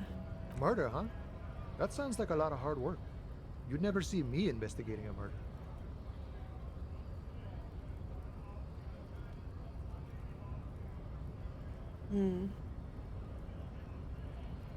Maybe you want to help me solve it by telling me who did it. Of course, Policia.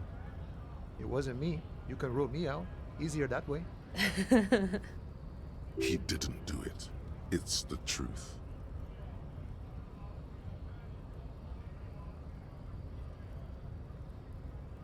What's this strike about anyway? You know, serious business. I'm sure the big boss will be glad to tell you. You'll have to ask him first. He's a chatty guy. Wants to talk about the strike. Return once you've met the union boss and are on a better footing with the organization. I'm a bit short on money right now. Can you give me some of it? Sure thing, my friend. I can help you out.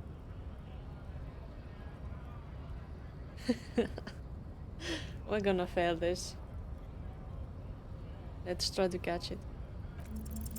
The coin lands into your hand as if it has always belonged there. What? The swallow returns. Success! Appreciated. Always glad to help out the RCM. Shame I can't do more. Things are meager at the moment due to... You know, the winter's fat is slowly running out and all. Still better than scabbing, though.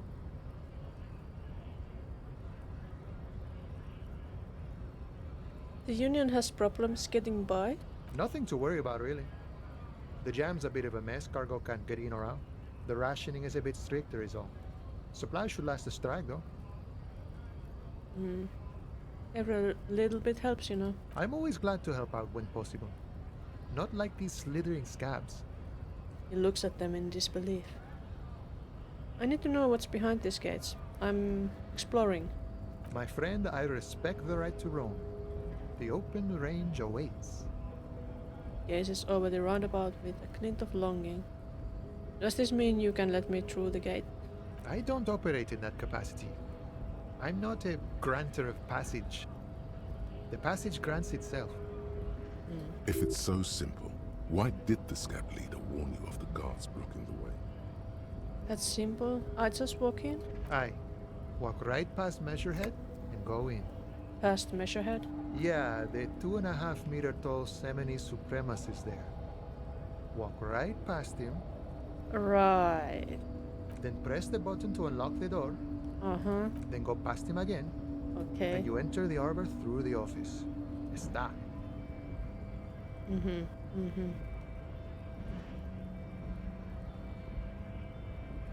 So you're saying it's actually quite difficult? Don't worry, I'm sure it's not completely impossible. For example, you could best Measurehead in a physical confrontation. Or you could convert to a Semini supremacist worldview. Or maybe it actually is completely impossible. Has anyone here ever bested him in a physical confrontation? Not yet, no. He's incredibly strong. Yeah, he would easily beat me. Has any of the scabs tried converting to his worldview? Jean-Luc himself would say the philosophy has proven overly heroic for the scabs to convert to. Not enough intuition. Got it. Another thing. Sure. The man whistles a jaunty tune, the wind rustling his whiskers. Nice talk, gotta get moving.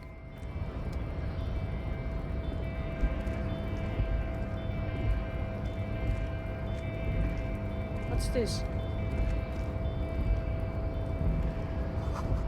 Notice, in case of a strike, press button behind guard.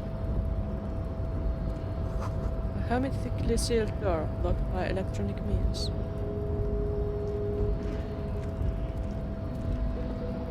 The future belongs to the Measurehead. What's this? The Greater Rovashol Industrial Harbor. Nobody comes close to Measurehead. Everyone should try to be more like Measurehead. What are these cheerleaders here? Do I want to talk to this Measurehead? What did we get? We got a level up point. Can we get more of something? No. No skill points. But there's this.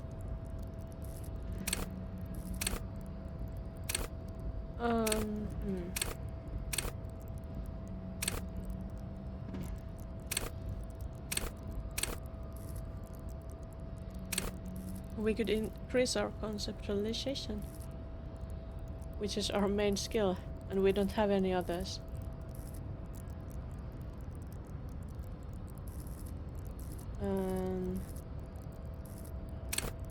This is what has been haunting us a lot. Hunches and gut feelings, dreams in waking life.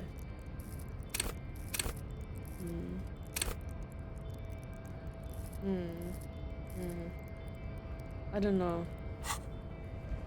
I don't know what we should get. Oh yeah, we still haven't examined the body. We should do that. But maybe we can speak with him at least. That shouldn't hurt. Your body betrays your degeneracy. Yeah, Measurehead. His body totally betrays his degeneracy. A young woman at the giant's side agrees.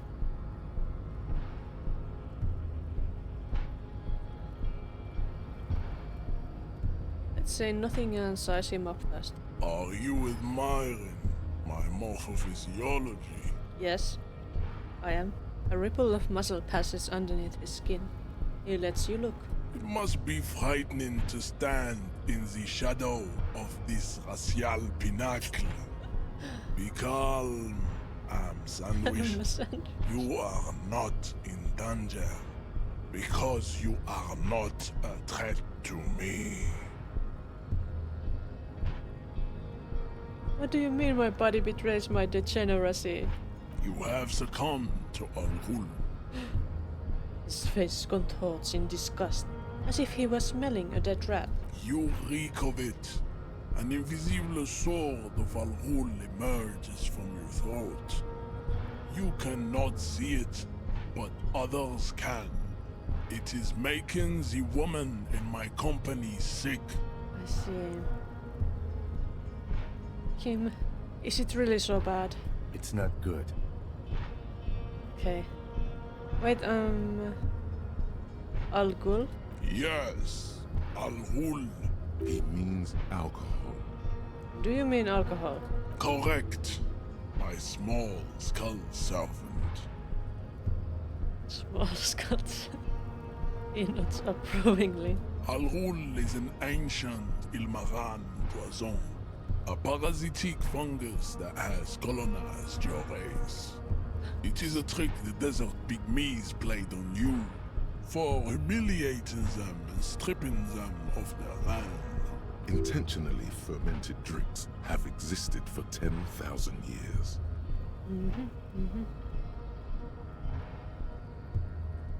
The Ilmaran people did not invent alcohol. It's existed since the Neolithic. This is a fabrication the alchemists of Yizot and Bashir and their Rolam Al-Ghul have fed your people. Go on believing in it, race loser. He's a loser. I don't think that's how history works. Why don't you have another drink? Your features are not yet congenitally deformed enough. Oh yeah, Measurehead. Babe looks at him with eyes full of admiration that transcends the merely sexual. This is going well for Measurehead.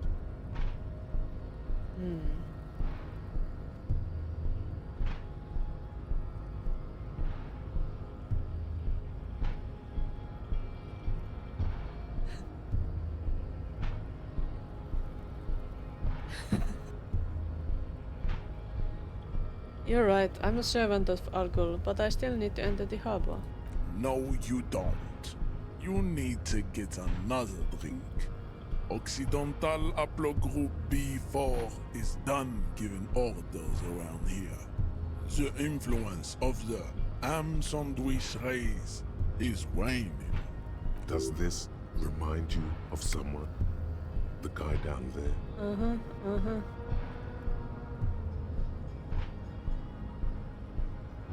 That fat racist over there. Let's point to the racist lorryman. You just him after pumping some iron. Look at my craniology. I am the pinnacle of my haplogroup. The pink blob is a bad example, even of yours. It saddens me. You were once a noble and powerful race. You gave the world eugenics, electricity, and powerful weapons of war like missiles and aerostatic aircraft. You made great gains in metallurgy, race theory, and statecraft. You dominated lesser cultures, like the deformed Hemians and the inexplicably potato-obsessed Kroikos. But now your ascent to the genetic summit has halted. You are obsessed with sadness and with frivolous pop culture. You will be superseded. Isn't that right, babe? It is, baby, yeah. You know it.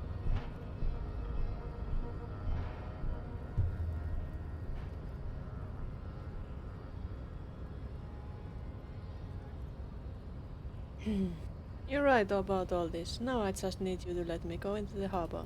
Enough with this begging. You should leave the stage of history with dignity by inviting the other races to a great world war. Bring your troops to the Seminine Islands and to Boogie Street, and we will pulverize you. When you are gone, we will build a museum for you. The walls will be lined with bottles of Al-Ghul, your beloved beverage. Inside, we will store the odes to homosexuality you call art, and your microcephalic skulls. No, not the art. How dare he? There may be a peaceful solution to this. You could internalize Measurehead's race theory. He would take you as one of his own. Wouldn't that mean I have to become a Simonese supremacist myself? Well, Not as such. What you do with the mastery of advanced race theory is up to you. You could reject the findings, sure, or accept them and become an advanced racist.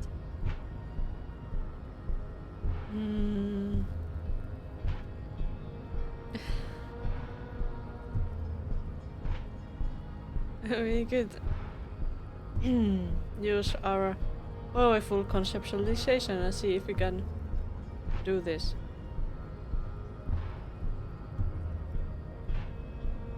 Let's try it.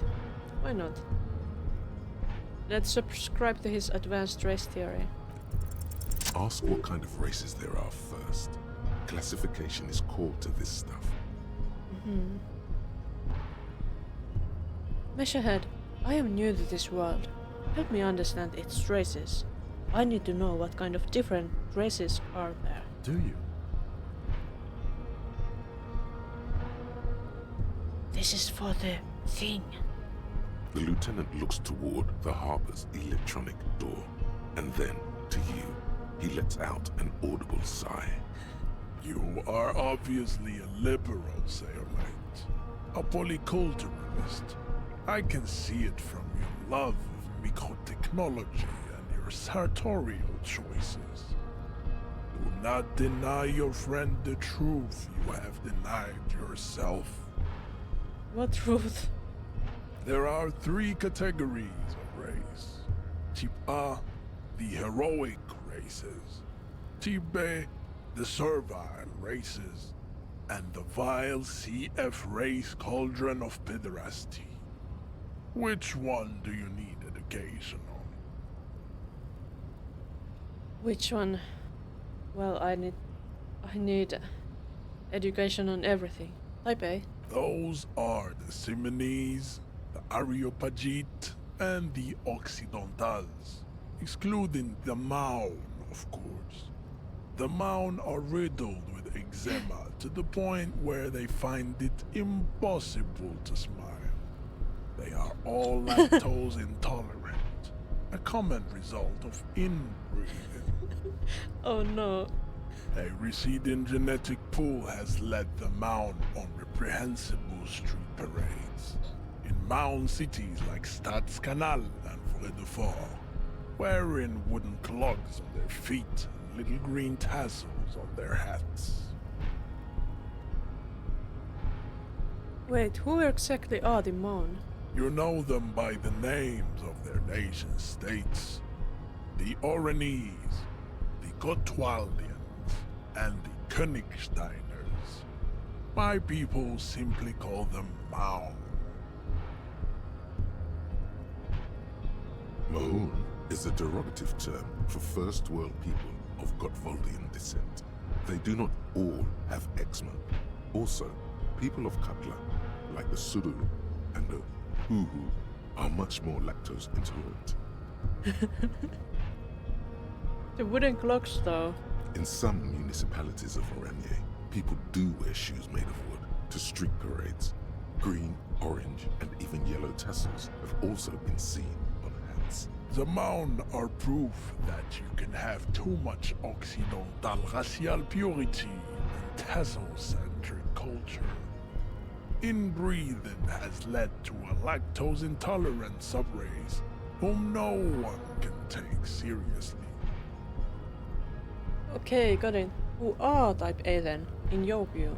The Vespertines and Messenians of Vesper and Messina, the ancient Meteorans of Meteo by the Golden Pisantic Sea, the Suren of Sur-la-Clé, and even the North Königsteiners, all have Type A race propensities. The other large Mondial civilization, the Mesk, are too yellow and oleaginous to count as a heroic race. True, they are violent and expansionist, but they have a glandular problem. He draws his finger across his face. Glandular problem? What does that mean? Overproduction of sebum. Sebum is leaking into their brains. making them listen to El Mariachi music and eat toxic minced meat-based food, which in turn only produces more sebum. And who are the Seminese and Areopagites in this? What's wrong with Chorizoma's head? Maybe he doesn't like it. As proven by the mound and the mask, Occidental type A is in retrograde. The Seminese and the Areopagites are on the ascent.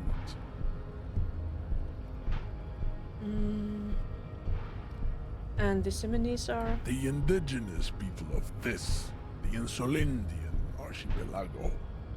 The Seminese inhabit the southern islands. Hold on, I know. I am Seminese, from the stock of Ulumbuir on Ile de Fantôme. And the Areopagites? The Areopagites are the master race of the Ile Maran deserts. The Seminese are descendants of the Areopagites. We came here during a heroic migration from Ile Maran to Ansuland. Thousands of years before the lactose-intolerant Marne Occidentals discovered this place. Wait, didn't Ile Maran desert pygmies invent alcohol and get pillaged just a short while ago?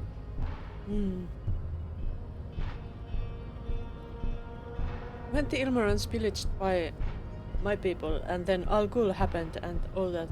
No, those were scimitar-wielding race losers of Zahrava, Izzet, and Bashir, with their Himmi servants. Big difference. The Areopagites were fasting and conquering while this happened. You never penetrated the western dunes. Jean, baby, you're on fire. The young woman looks adoringly. I know, bae. What's the difference between the Seminese and the Areopagites? The Areopagites are sleek, long-headed. The Seminese are powerful, mesomorphic. The former is an immutable progenitor, unchanged since the Super Isola of Pericarnassus. Ancient brains rest in their slender skulls. He falls silent, contemplating the beauty and the mystery. The latter is perfected and adapting. Together they form the Simeno-Areopagite, or Simeopagite superrace. That is all. There are no more type A races in the world. Nature was not capable of more. What about type B? Type B are the unheroic races, amorphous non-competitors of the great race. The Khoikos and the Vacholier, they are mud-colored people. What? The Khoikos of Grad, Yugo, Zhimsk, Chest et al. Are what you would call white, officer, in a suspect description.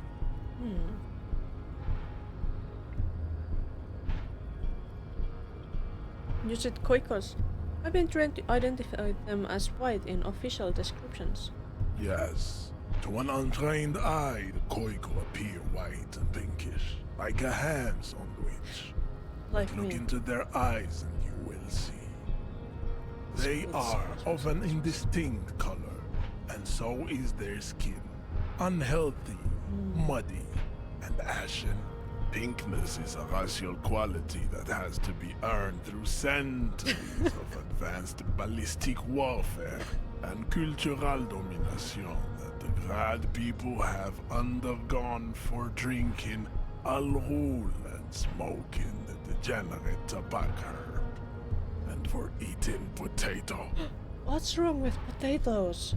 The Khoiko, the countless micronationalities of Grad, are all inexplicably obsessed with potat. The only thing they like more is dividing into microscopic ethnostates, like political amoeba. Wouldn't he be one for ethnostates? You don't like ethnostates? They are microscopic. The Semino-Areopagite superstate will cover the entire remaining planetary crust, uninterrupted. From Holy Semenine to the Boreal Plateau of Katla. Its leaders will be the genetic epitome of the Simonese and Areopagite stock, elected by nature, not the base inner spoilage called demos. And the Vachaliers you mentioned. The Vacholians, halfway between Type A and the Racial Cauldron. Two mixed to know right from wrong. You tried your degenerate little revolution, which was the single greatest failure committed by humans in our 82,000-year history on this planet. Is it 82,000 years that we've been recording history? You have very little idea of what is happening, but that seems a little off.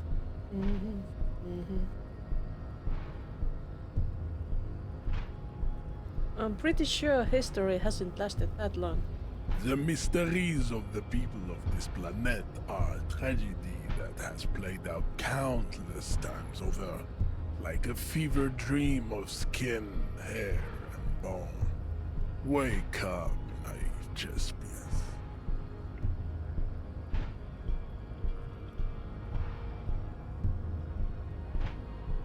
The revolution was perpetrated by degenerate left-wing marauders.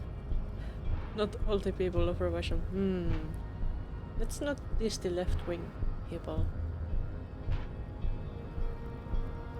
I've heard about this revolution. Mistakes were made, but it was the right stuff. You're wrong about it. The revolution came to Ravachol from Grad, in Zara's ridden potato carts. It is literally an illness, a prion disease that leaves the parietal and frontal lobe ridden with holes. A soft, sponge-like mass of dementia, hallucination, and paranoia. Potatoes could be delicious if made well. The revolution is fatal familial insomnia, a hereditary prion condition passed from the Koiko to the Occidentals. But not sexually. Probably through trade routes and potate acid, the prime component of the potato plant. Enough of Tibet mediocrity. Not satisfied with the outcome. What about the wild C-to-F race cauldron of pederasty, please? Tips CF are a museum of failed chimeric experiments and tragic maladaptations. They are tortured creatures waiting to be put to sleep. Your morbid interest in them worries me. Chimeric experiments? Lesser races like the mosquito, a grotesque mixture of a masked woman and a Semenese man.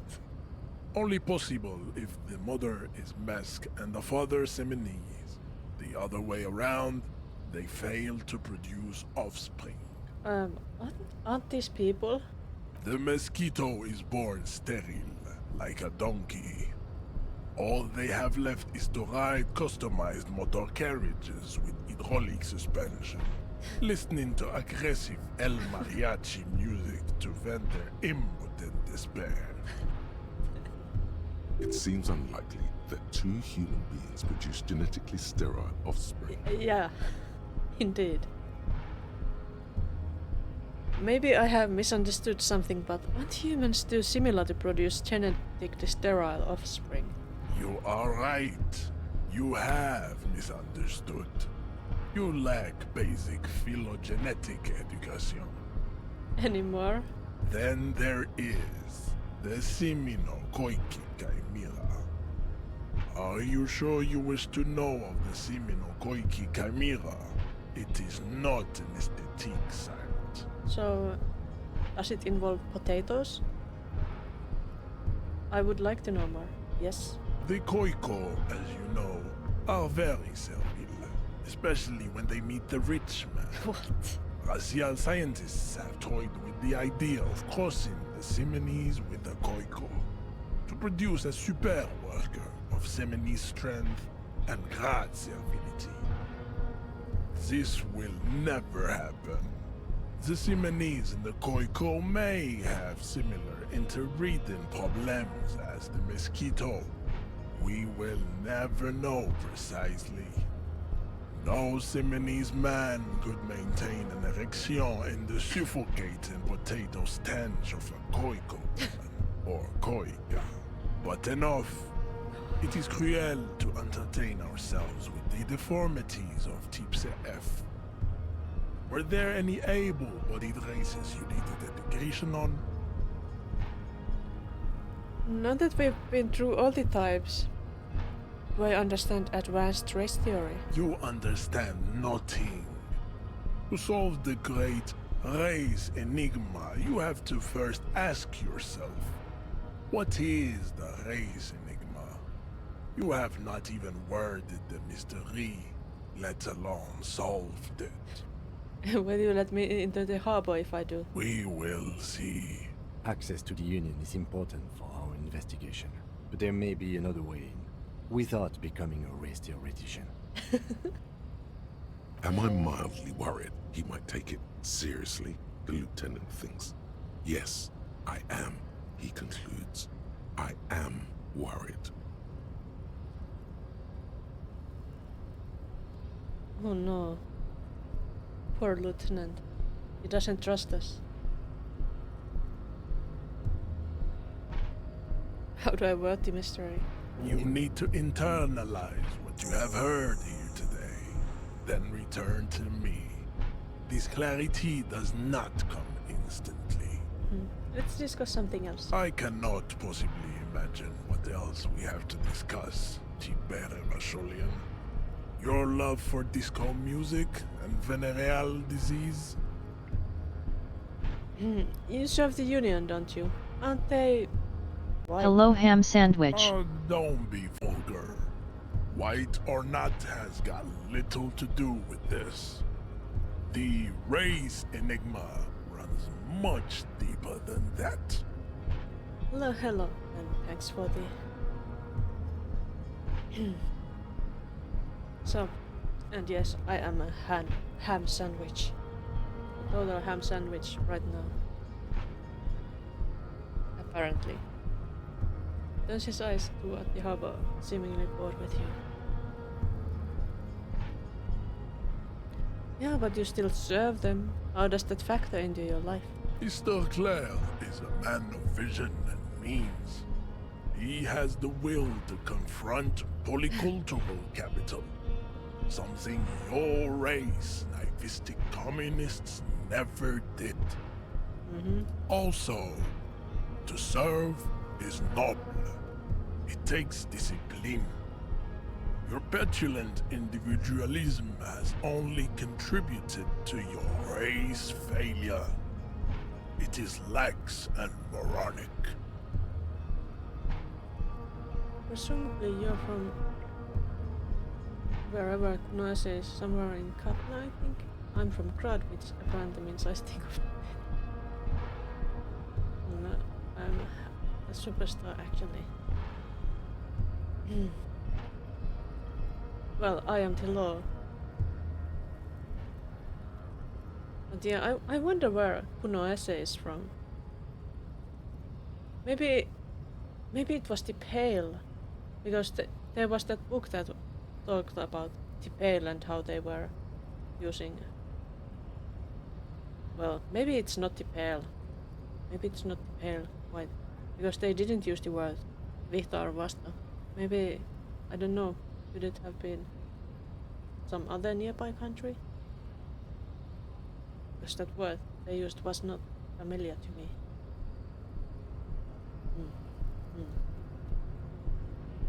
There are so many different language words here mixed up everywhere.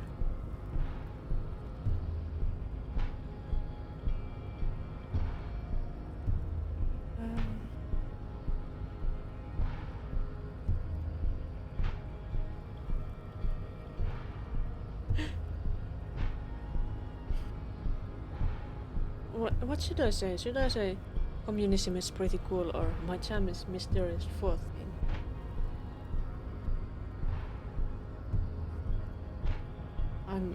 I think I've been pretty communist here, but I don't know.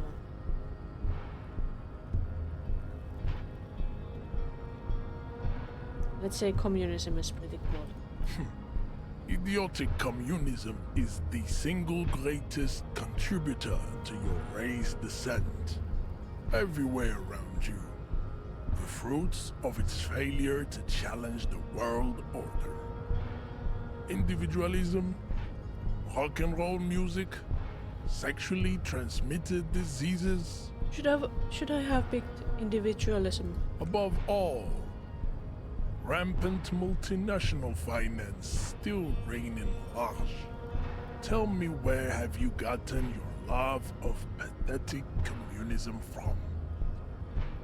Degenerate youth culture? Rock and roll music?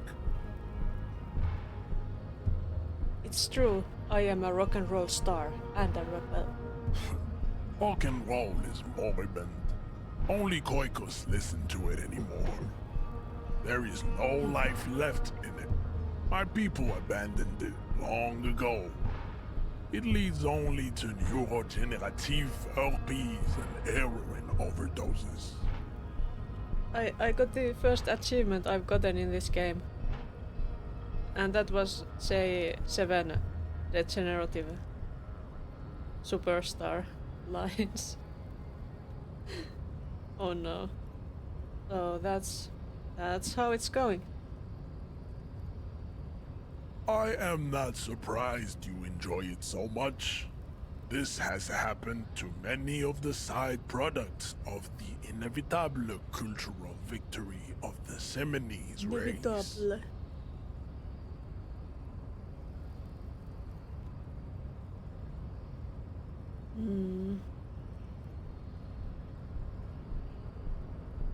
Okay, I'll ask. Who are the Seminese? The South Island race, haplogroup A4A. We are the rightful masters of the Insulindian archipelago. We descend from the Areopagites of ancient Pericarnassus and arrived here 4,000 years ago. Millennia before you. We are the future. That is all you need to know. Didn't that sound more like they are the past? So you were born and raised on the islands before you moved to Revachol? I am a descendant. The narrow streets of Ulimbuir are with me in my genetic dreams. I see young Seminese women walk into the grey mass on Ile de Fantôme, waiting on immaculate conception from the Pale. From the Pale? It's the Pale. You mentioned the Pale. So you did not come from the islands? No. I have heard about it on the radio. He would be appreciative if you did not further chase this line of inquiry in front of the women.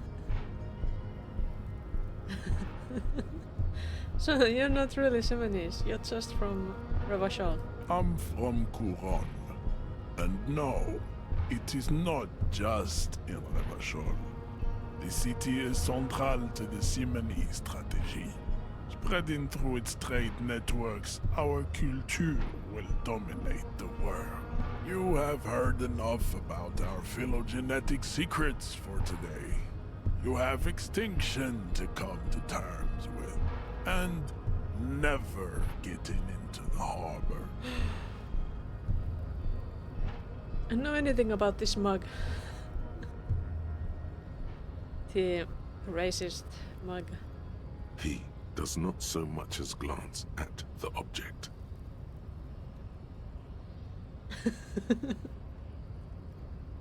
Is your kind of thing? Stop showing me your pathetic cup. I have no interest in it. He had nothing to do with it. Oh no. What are those tattoos of yours supposed to mean? Racists are generally not very good examples of their race. It gestures toward the lorryman down the street. I am not like them. I am craniometric perfection. I have taken the trouble to permanently draw a phrenologic grid on my skull and features. This should dispel any doubt. I see, so that's what's up with those tattoos. The drawings are precise and look true to their pseudo-scientific ambitions. One thing, however, it is not entirely free of throwbacks in the phylogenetic tree. His large jaw, for example, could be a trait indicative of criminalism. Also, his earlobes could be smaller.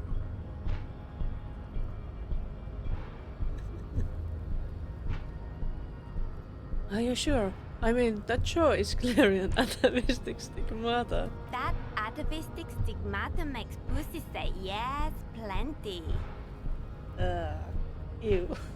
Babe, thanks. But I got this. You have him off guard now. He's preoccupied with his situation with his woman.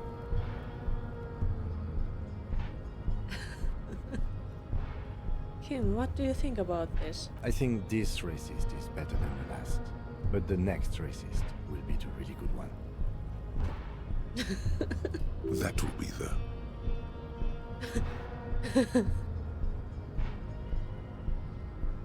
That will be our lucky racist. He will grant us 3 wishes. Your pedomorphic friend has quick wits. A protruding occiput and an indented zygomatic bone. The lieutenant does not flinch. You should keep him close. The congenital defect of farsightedness does not render him a complete invalid. He still has the use of his mind. Okay, I'm leaving.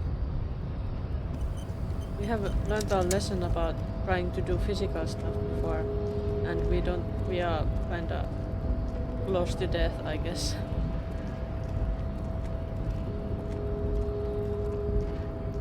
I wonder, is there a way to make that lorryman want to go up there and punch him? But he might not want to listen to us anymore. That's sad.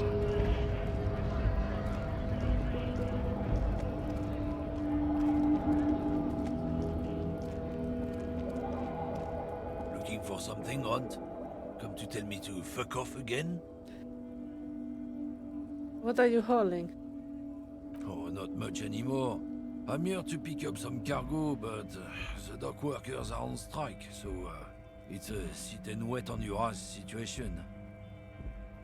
Battle of racism.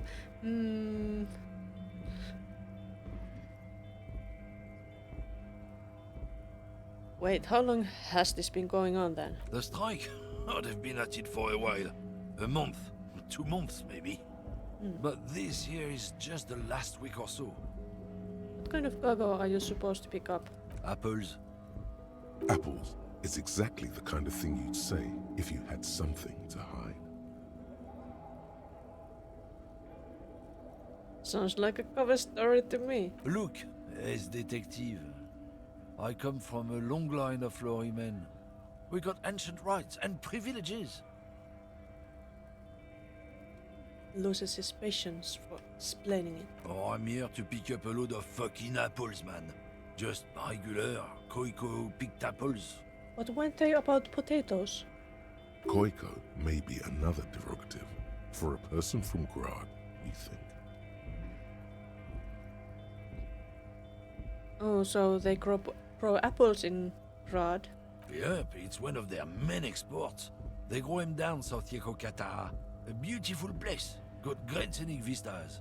In fact, Yekokata is a desolate wasteland whose name literally translates to Zone of Ecological Catastrophe. It features no scenic vistas and supports virtually no plant or animal life. Unfun fact. Poland actually grows a lot of apples.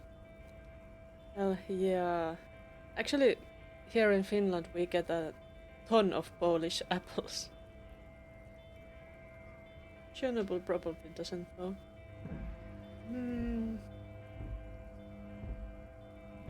Well, we would hope that the apples wouldn't be from Chernobyl. Chernobyl? I don't know how it should be pronounced. But yeah.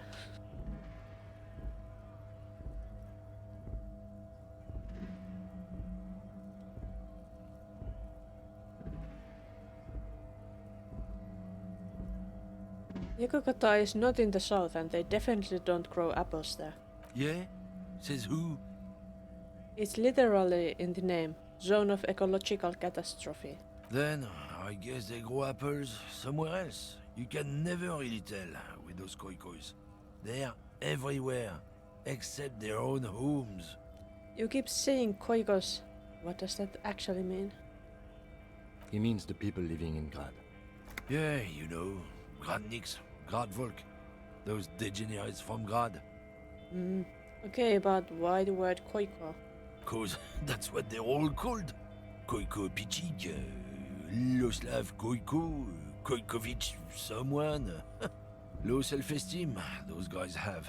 Mind you, they look Occidental, but they're not really like us. Okay, so it's an ethnic slur. Hey, if the name and description fit by the very grace of nature, who am I to say otherwise? So, can I see the apples? Did you miss the part where I said they aren't here yet? Besides, even if I did have some, I wouldn't go putting my nose in them, huh? Looks at you with a strange glint in his eyes. Relax. You've got all you can get here. He probably doesn't even know what he's hauling, even if it is something unsavory. So he'd remain unaccountable. You said something about the rights and privileges of lorrymen. Oh yeah, they're a big deal. My great-grandfather was a carter, had a royal license and everything. We've tried to hold on to our privileges. Hold on, what's a carter? Someone with a cart. What did you think it was? That's how deep into history our thing reaches, before machines. So he was a garbage man? Not at all. We're part of a guild and everything, huh? It's very ancient, very prestigious. So it's a kind of union? Hell no. It's a guild. Invitation only. Unions work for the rich fucks. They're basically the same. Been trying to fuck us out of our heritage in the name of profit, but you can't replace experience. That's confusing. Trusting street thugs with their goods is going to fuck him right up the ass. Mark my words. Generations of practice and no laughing matter. Okay, we're done for now. Since we can't tell you to go beat that other guy up.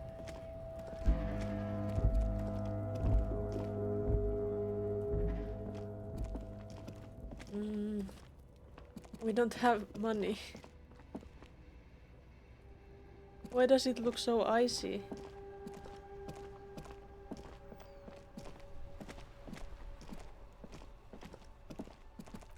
Why did winter come? Why did winter come? Because it's night? Because it's nighttime? But we got the Lencio butt cheeks thing. He's still all day long doing this. There he still is, looking right through you with his white eyes. The body below is entirely dedicated to that corpse smell. Emitting it is all it does now. Let's at least try to do this now. I'm trying to let go of my nose without throwing up. As you breathe in, the odor comes over you. It's a smell of the mind telling you to run, and your stomach to wring itself empty. With your hands at your sides and your eyes squinting, you stand in it. It's a puzzle. What's hanging in front of you is a puzzle of decaying flesh, tattoos, and tendons. I got my shit together. It's that power. They always do that. They do after 7 days, yes. We are deep in decomposition here. Let's step closer. The man before you is naked, but for a pair of underpants and enamel boots. His skin is greenish, marbled with decaying veins, and blotched by lividity. A fading web of tattoos covers his chest and shoulders. The cargo belt used to fasten him to the branch above appears industrial in strength. Let's inspect the boots. The material appears to be ceramic. Its clean white stands in stark contrast to the decaying flesh above the knee. The man wore thick polymer socks, probably for padding. A fine array of interlocking plates covers them. So, was he wearing an armor?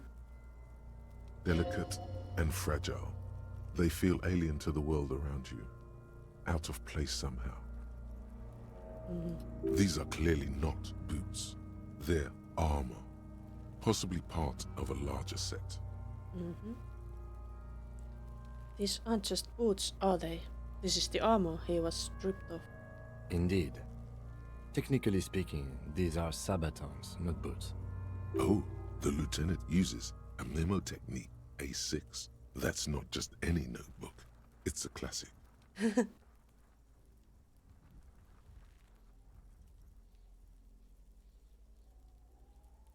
Forget about the notebook. Tell me about the armor. It's clearly some manner of super armor. Or future armor. Super future armor. I'm useless. Was he a cosplayer? What kind of armor is this exactly? Ceramic plate. Zirconium dioxide, most likely. This is where the make would be. Where? Under the hill. Fair weather. Fair weather model T500 VE. I'm guessing that's vitreous enamel. This is advanced stuff. So it's real in this world. The material looks out of place here. It is. It's expensive. The lieutenant draws a line in the condensation on the ceramic with his index finger. We've requested similar material for our tactical units for years now. The constabularies deemed it too costly. In that time, we've lost 6 men to semi-automatics. How much are we talking about? For a full set, about 4 years of wages. For the northwest region of Revachol, an officer's average yearly income is 5,500 real, unadjusted for rank. Wait, my yearly pay is 5,500 real. Not too much, yes.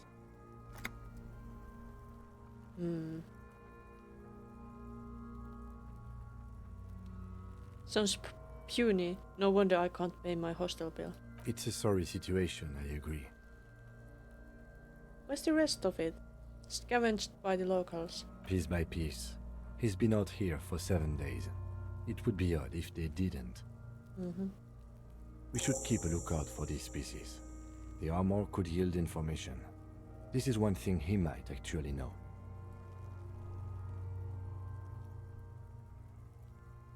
What if he was just wearing these boots and there is no rest of the armor? No, I think he had something precious underneath the clothes. They had to remove the jeans and shirts we found to get to it. And this kind of armor is often worn under fabrics. It's worn under the fabrics. Oh. Nice. That makes sense.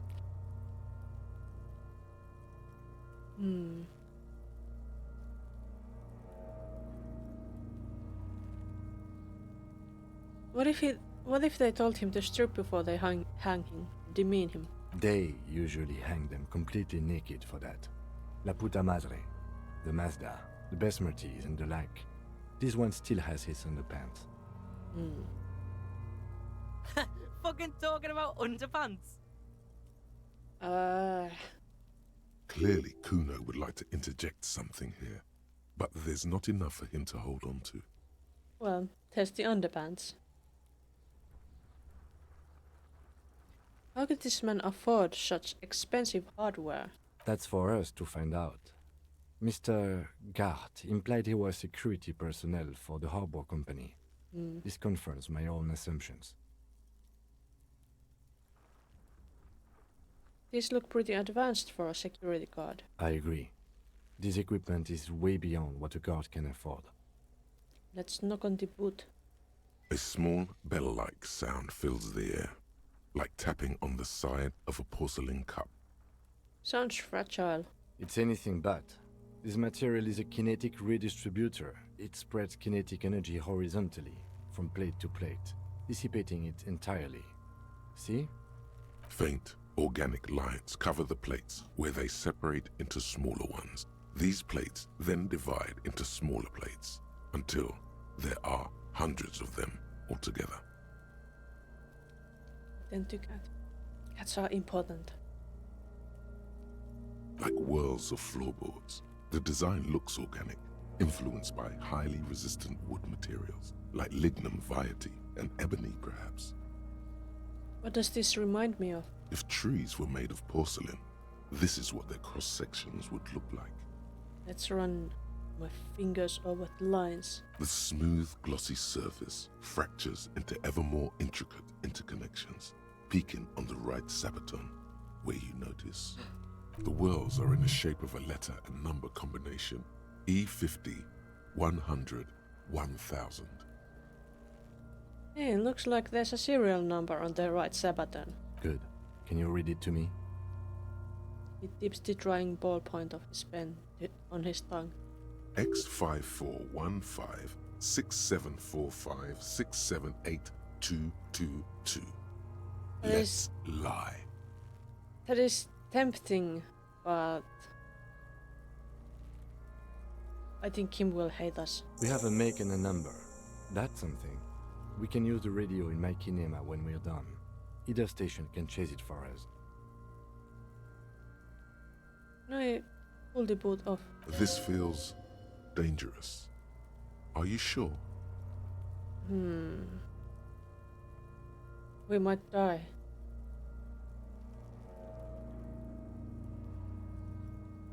Let's still try. Let's grab the boot under your arm. The stench fills your nostrils.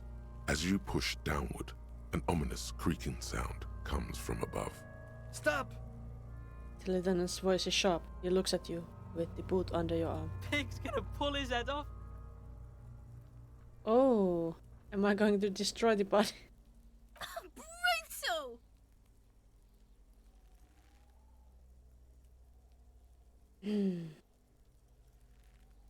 Alright, I'll let go of the boot. What's wrong with you, asshole? Where's he letting go, Kuno? Kuno. Yes, Kuno is there in the background. So is Kuno's. These lovely children. Such sensitive and kind children. I don't know, baby. I don't know why he's such a... Officer, if I may ask, what were you trying to achieve by putting on the deceased foot? I'm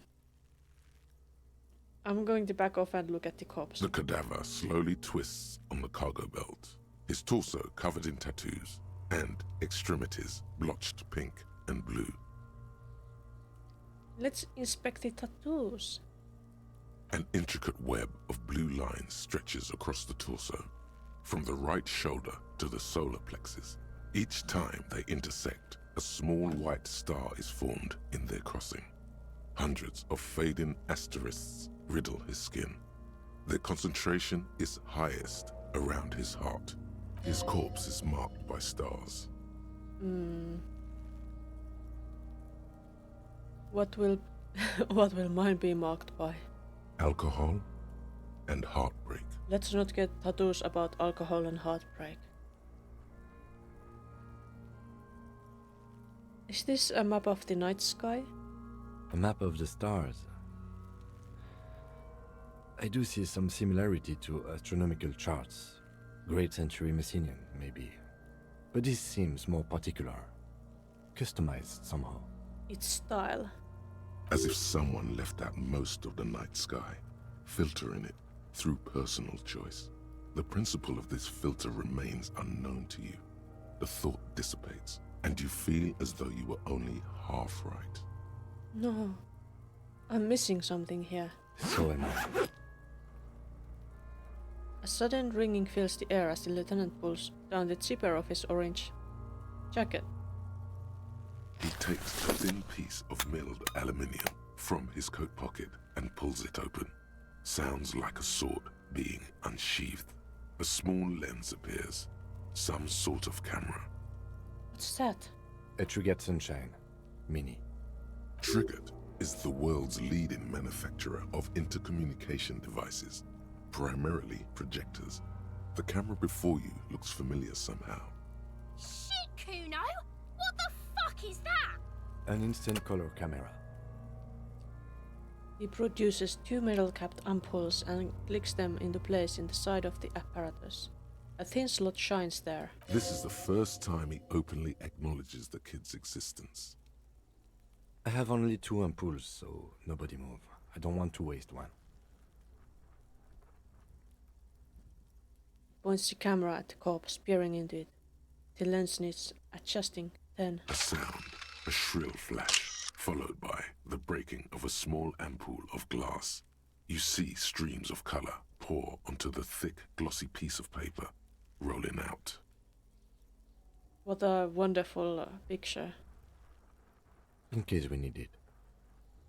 The lieutenant says and shakes the paper, letting it dry in the cold wind.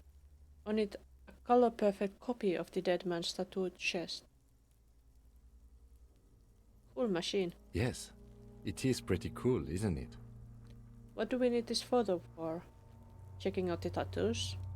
It contains insight to the victim's person.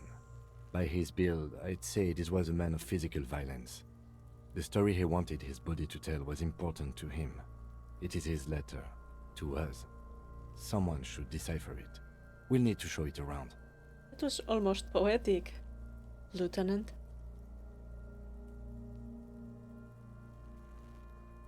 Can I have it? I should look at it later without the corpse smell. Sure. Just don't lose it. He hands you the piece of rolled-up photo paper. It's no larger than a pack of cigarettes. The glossy-eyed corpse looks by, his mouth mute and his skin as colorful as the chemical rainbow on the photo paper, teeming with opportunistic organisms. Let's inspect the belt. The hangman's knot is pulled tight by the weight of the corpse below.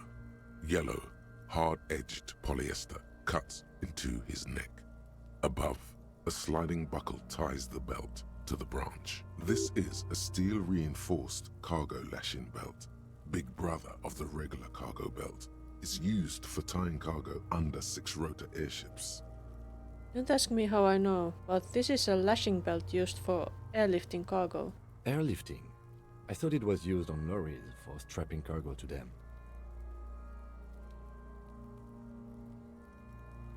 Apparently this is the reinforced kind, for air transport. My brain tells me so.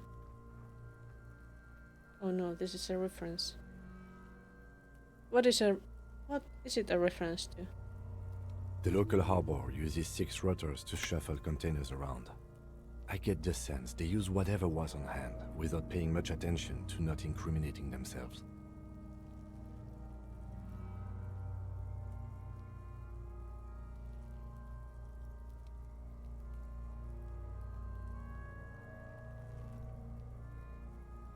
Very good at puzzle games, so lucky. I don't know. I do sometimes like them, at least.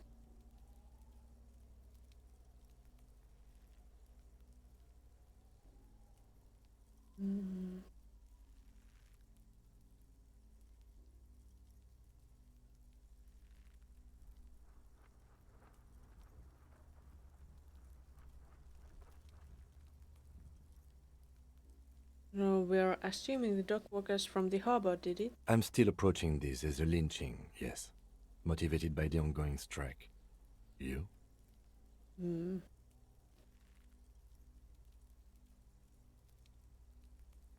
don't know. It could be, but I feel like it was something else. Yes, it often is. This bell worries me. They sure wanted him to stay up there. The rope is reinforced with steel wiring. I was afraid it would be. Thin steel wiring, parallel strands. This makes getting him down more problematic than I had assumed. How did they even get him up there? A noose is one of those things that's easier to use one way around. He points to the buckle tying the belt to the branch above. Did they climb up using the kid's ladder? That ladder can't carry a grown man. I didn't see any splintering either, did you? I think they lassoed the branch, then pulled on the belt to close the buckle. Perhaps, yeah. Could be. The shape of the branch supports the theory. Let's look at the corpse some more. The cadaver hangs from the cargo belt, limbs limp and torso covered in tattoos.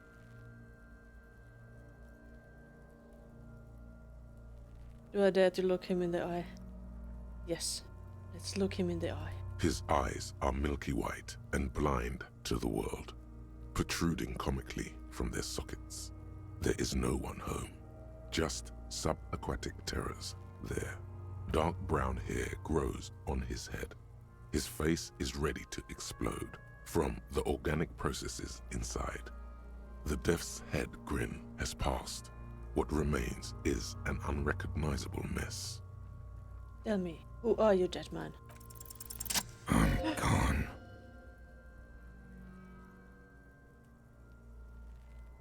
And the dead man answers... Oh my.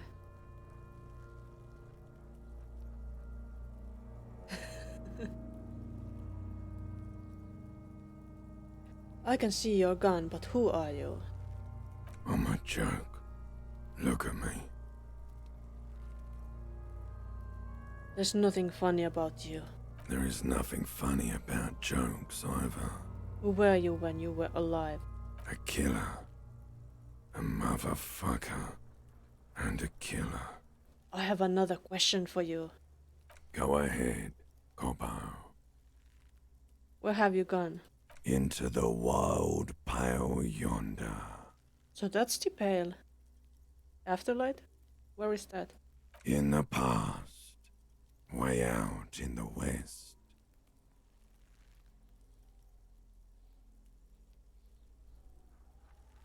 I can't get that damn compartment in my ledger open. The blue heart. Oh, that's good shit. You'll love it. Just press down and fuck it open like you always do. Am I losing my mind? Fuck it hard. Coppo the clown. He means force. It'll work. What is happening? What do you mean? I'm talking to you. It's the power of your... Black frothy liquid starts bubbling on his lips. Imagination. Go ahead.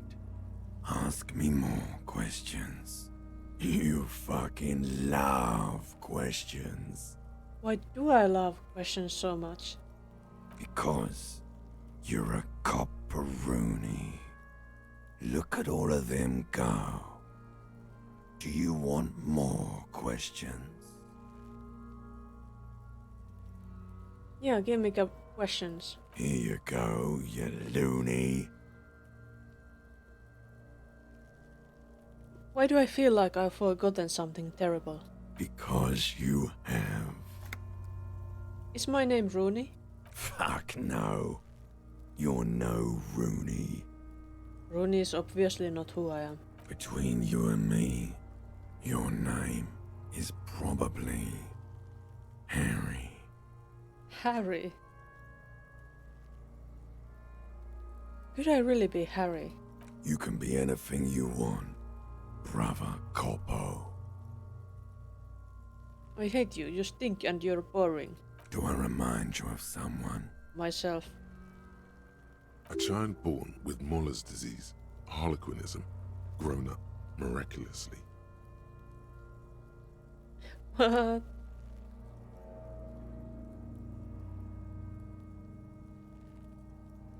A baby affected with harlequinism. You sure I got out of that one? Coppellini. Okay, enough. Come back later, Coppo. Amuse yourself with my frank manners and my memento mori features. If possible, also, see me in your dreams. Oh no. Do I have to sleep in this game? Let's squint and take a step back. As you narrow your eyes, the monster before you blurs into a violent mess of green and pink. This is a trick. You've done it before. Pink is where the blood settled in the first hours post-mortem. You can use it to see if the corpse has been tampered with. Does his position at the time of death match the discoloration? Let's observe. Only the lower extremities are pink with a dash of blue. His fatted hands, thighs, and his neck, just above the noose. The rest of the corpse appears dark green in the cold spring air.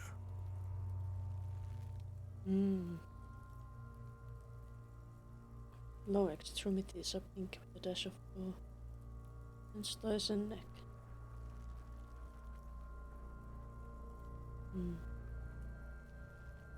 His face and hands are pink. Thighs too. I see it. His neck too. The lividity goes right up his chin. We have good, well-pronounced discoloration here. I'll relax my eyes. The monster comes back into focus. An explosion of color, coursing with dark marbled veins. His stomach appears pregnant with something. Black liquid streams down his thigh and onto his boot. So, what do you think? I think he's dead.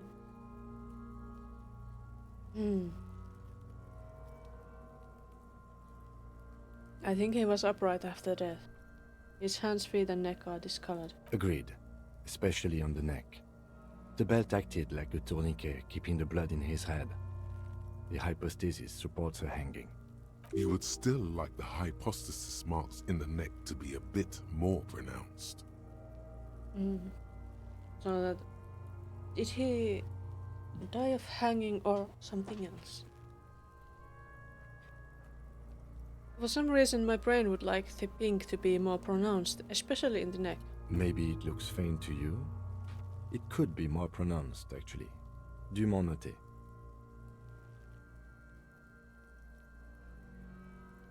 Could it still be he was moved after death? There's always a chance. We should check for ligament marks on his neck to see if they're in tune with the belt. We'll have to get him down first.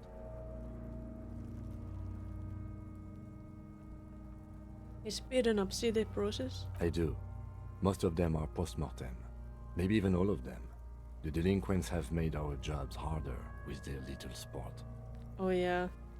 Throwing all those rocks. Stop talking in riddles, coin slot. He means you fucked him up good, Kuno. Fucked him up brutal-like. I think he's dead. I agree. There are crow's feet in his eyes. He's laughing silently. His personality is no longer a part of the world. Totally dead.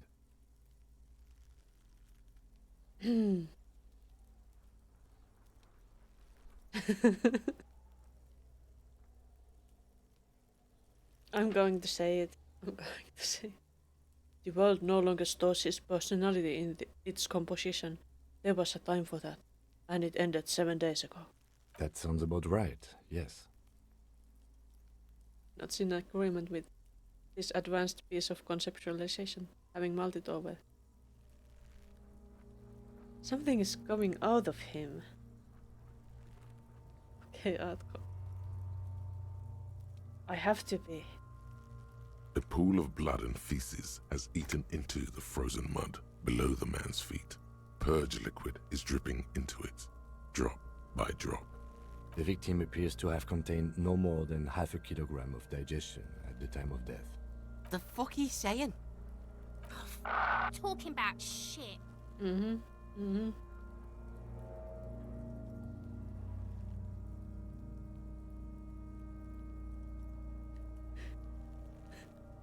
Maybe he went to the toilet sometime before that. Maybe. He doesn't really want to dwell on it too long. Let's back off and catch breath. But there is no breath to catch. Only the cadaver filling the air and your nostrils. He slowly rotates before you, decomposing.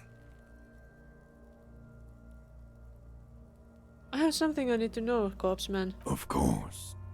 You have questions to come back later, Corporal. So, how do we get him Amuse down? yourself with my frank manners and my... Are you sure we finished the preliminary examination of the cadaver? We might miss some of these things once he's done.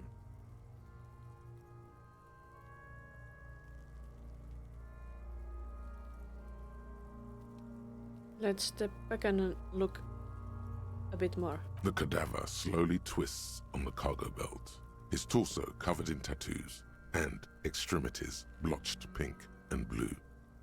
Yep, the preliminary examination is done. Let's get him down from there. The steel-reinforced belt presents a unique challenge. I brought chain cutters, but I don't see a good angle of approach to the belt. He doesn't actually think the challenge is unique. He thinks it's frustrating, annoying, and harder than he thought. The cadaver is a good 1.2 meters up. Neither one of us can reach the belt without assistance. And even if we do, there's the question of cutting the airship strength material. Oh yes. We are not strong enough for this.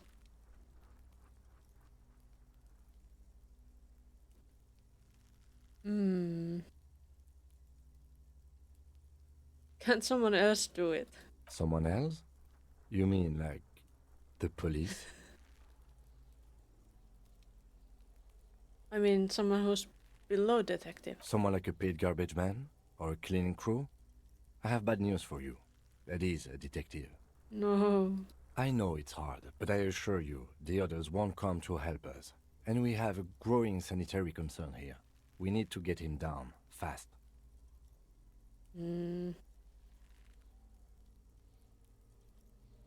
Maybe we could shoot him down? Yeah! Bang bang time, pig! Shoot his head off! How? Where the buckle ties the rope to the branch, that's a good spot to aim. There, the buckle holds the belt together. Where? Ah, yes, I see. If the shot hits that, there might be a chance to release the belt. Yeah, now we're talking. Entertain a Kuno with some shit. They'll miss! The pigs will miss Kuno! The lieutenant is undecided. On one hand, he wants to shoot some gun. On the other, it's an awfully stupid idea.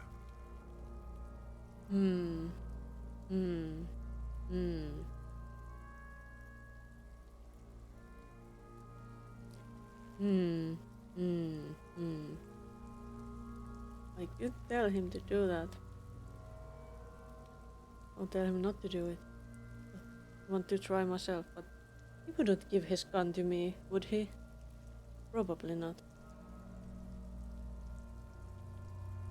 Alright. Take the shot, Lieutenant. What's the worst thing that could happen? The children will laugh at us, I guess. I'll blow his head off. What? Take it! Take the shot! It's fine even if you blow his head off. He'll come down. Yeah, take the shot. Kuno wants some of that shit. Silence.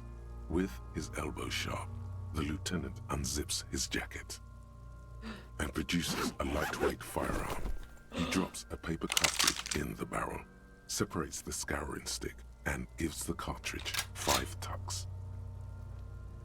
You can do it, Lieutenant.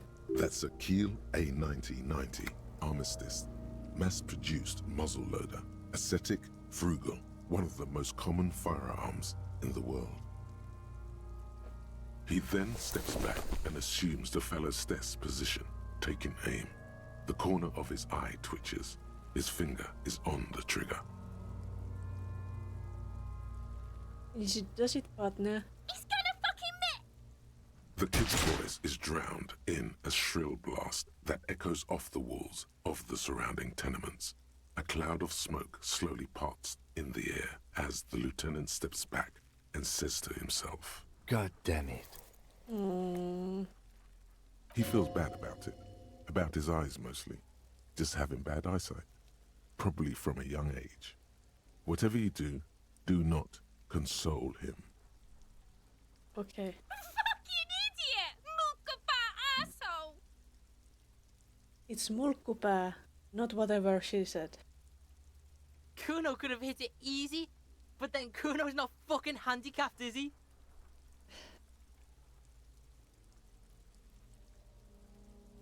Try again, maybe. No, we are lucky as it is. We didn't break anything, and the victim remains uncompromised.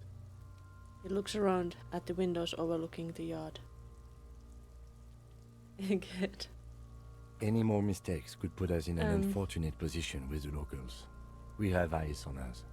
I didn't do us any favors with that. More like a cockhead or something like that. Egghead, that doesn't quite cover the cover how it sounds.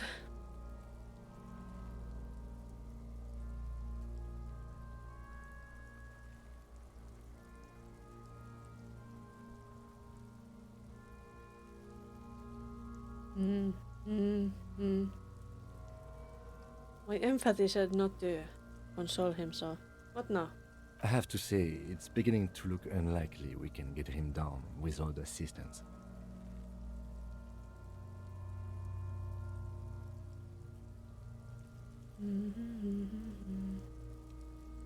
We could saw the branch. Climb up there and saw the branch? Yeah, it seems dangerous. There has to be a less risky way, with less falling down of trees. Can I have the gun? I should try. It's bad as it is. Us shooting firearms like punks. Yeah. Go ahead. I'm not stopping you. Just don't lose it. He shines in his outstretched hand. They only have one gun! This is the sorriest pair of pigs Kuno's ever seen. I'm taking the gun. Take it, you fucking banana pointer! Take it and shoot yourself in the mouth! Let's feel the weight first. The cold piece of bakelite and gunmetal is surprisingly light. Your fingers fit right through the guard, instinctively resting on the trigger. The fuck are you waiting for, Kuno? Tell him to shoot himself in the mouth! Let's point the gun at the belt. The buckle comes into focus in your sights. You stand with your feet planted firmly in the ground and your left hand supporting your gun arm. Why don't you just shoot yourself in your mouth? At least you won't miss. Point the gun at Kuno.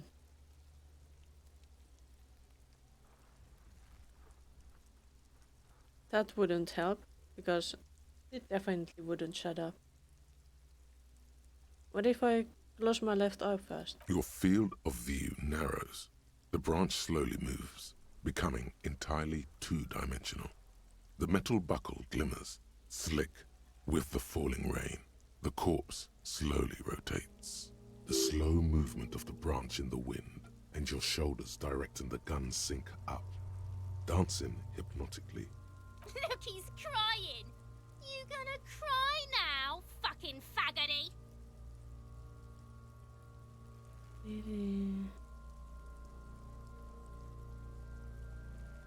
Well, here we go.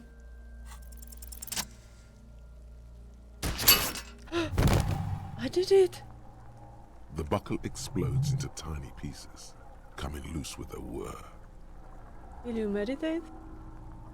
Is that an option? Yeah. It's all thanks to you. Watching. With your hand numb from the recoil, you look at the body slump down. For a moment, the man appears to kneel in front of you, looking straight at you, helpless, trapped within itself. Who killed you? Communism. Oh no, it's communism. Then the rigor in his muscles gives up, and he smashes sideways into the spring mud, letting out a horrid stench. How do I celebrate this? You've been polished. How did I do that? Who's laughing now, you little shit?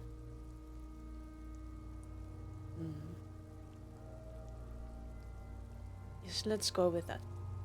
How did I do that? By being a damn good shot. Ace is high. The lieutenant raises his right hand, waiting for you to slap it. Oh. The Ace is High, a custom invented by the aerostatic brigades during the revolution, is used to celebrate success in Revachol, especially in sports. The gesture is spread across the world, despite the defeat of the revolutionaries themselves. Oh, nice. Slap it.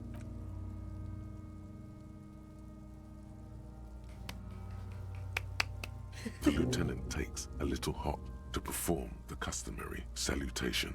Your palm hurts from the slap. It's precise and down to the point. How cute. I knew these guys were His voice is deeply approving.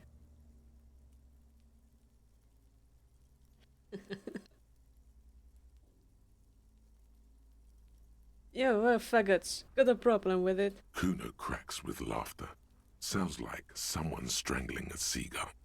It's clear he enjoys himself. Well, someone is having fun. I knew they suck each other off. What now? We will perform a field autopsy and determine the cause of death. But before... Excuse me. He needs to turn away from the corpse.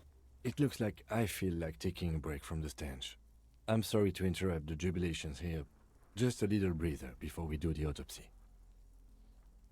I think this might have given you a modified on the check to emphasize with him again. Oh. That's nice.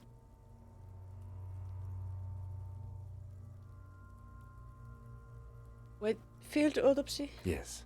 The 4 phases of a murder scene. 1. Investigation of the scene. I can't say I'm fully satisfied with that part. We should search for prints, maybe. Points to the spring mud around you. 2. Initial examination of the victim. We were exhaustive in our efforts there. Good job. Oh. 3. Field autopsy. This will not be pleasant or easy, and it will have to be performed on the scene. The fuck are they on about? Cops are gonna cut his shit up next. 4 and final, transport of the coroner's case to the district morgue. I'll do that. God, it stinks. Oh. Don't we have someone else for the autopsy? Like an actual doctor? No, you and I are detectives. The honorary rank of detective signifies our ability to handle the entire incident chain. From crime scene to autopsy to cleanup, we do it all. We do it all. Sounds like we are really not well funded. Honorary rank? An honor and a burden attached to your rank. Mine is Lieutenant Detective, unfortunately. I can't tell you how tired I am of this corpse. I don't think I'm a detective. With shooting like that? Of course you are. Your station would not have assigned you to this case otherwise. Oh, I impressed him. Alright. In the meantime, we should try to interview Hyperstellar, the leader of the Union. Harbor property was clearly used in the hanging. The harbor just east of here. Getting in might prove a challenge, though. Yeah, I guess we know this stat. Or we could ask around for the representative of the logistics company. My initial information says the Wild Pines have sent some sort of strike negotiator to wrangle control back from Evrard. Is this the famous list of initial interviews? Yes. And those were the interviewees. Let's go. Stretches.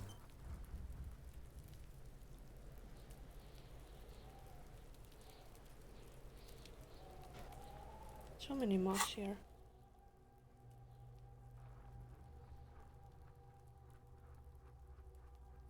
That is a pretty powerful thing. All endurance wide checks unlocked. Learning gap for endurance raised to 4.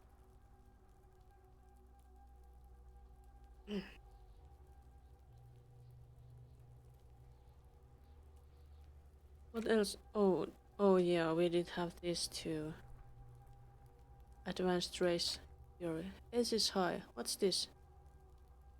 The Insulindian Civil War was not the first war to see the use of aerostatic aircraft on both sides, but it was the longest. For 8 years, folded multi-rotor aircraft crisscrossed the air above Rovachol, Ozone, Besalamere and Arcade Islands. They made sweeps over sandy beaches and shot each other out of the blue sky, then sank as wrecks to the bottom of the sea. Ace's High was a custom on the revolutionary side, performed by squadron mates after landing. Lieutenant Kitsuragi likes it. Why is that? I want that. We want that. Should we unlock this for this? Yes.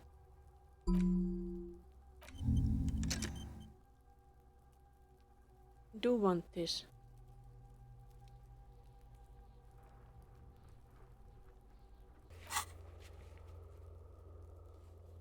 What is race enigma?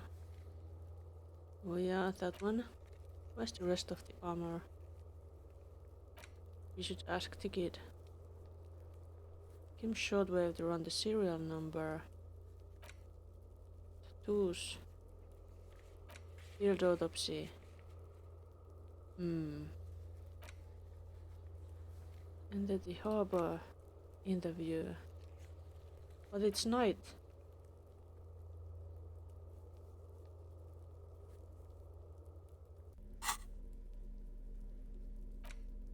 We don't have new clothes. Oh, there is this. We can check this. An intricate web of blue lines stretches across the torso of the hanged man, from the right shoulder to the solar plexus. Each time the lines intersect, a small white star is formed in their crossing. Hundreds of fading asterisks riddle his skin. Their concentration is highest around his heart. It still kind of looks like a map of the stars in the night sky, but something's not right. What's the meaning of this tattoo? For you to discover. You've gotten as far as you will without assistance. Someone close to the victim might know. Being yelled about lunch. Oh. Someone who knows about history could tell you. But who knows about... Wait. The lady at the cafe. Who are you? Gone.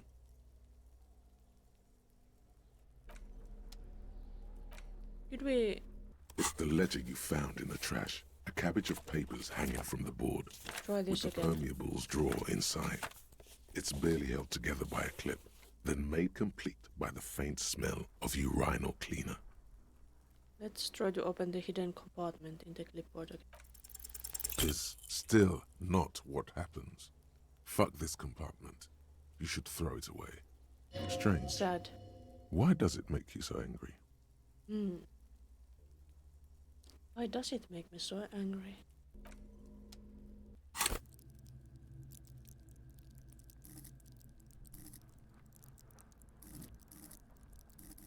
Can we increase logic? We could increase conceptualization. But if we get more logic, we could try to puzzle the thing about the case files and know more about ourselves. Let's try it. Or can we do this? We can't. Can't.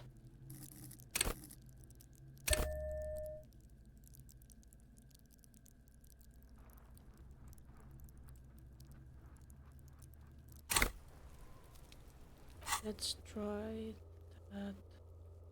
Wait, the map? Yes, we should try that. Ledger. It's the ledger you found in the trash. A cabbage of papers hanging from the board, with the permeables drawer inside. Can I read the It's case barely files held now? together by a I'm clip, smarter. then made complete by the faint smell. Yes, at last, you find a way to piece them together using the alphanumeric code on the margin. HDB 41, date of initialization and time of arrival on the scene, followed by the title. For example, HDB 41120117000, the Next World Mural. Wait, HDP 41. Aren't those officer prison? Why, yes, your precinct number is 41. And HDP. Every last alphanumeric in the files begins with it. And these are your case files. It's safe to say HDB are your initials. Maybe I am Harry.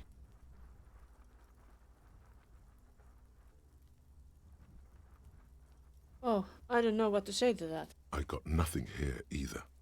Logic really isn't the best faculty to have this conversation with. But it's the one you got. So sorry. Yeah, we're staying out of this business for now. HDB is bad news from yesteryear. It's shit, honcho.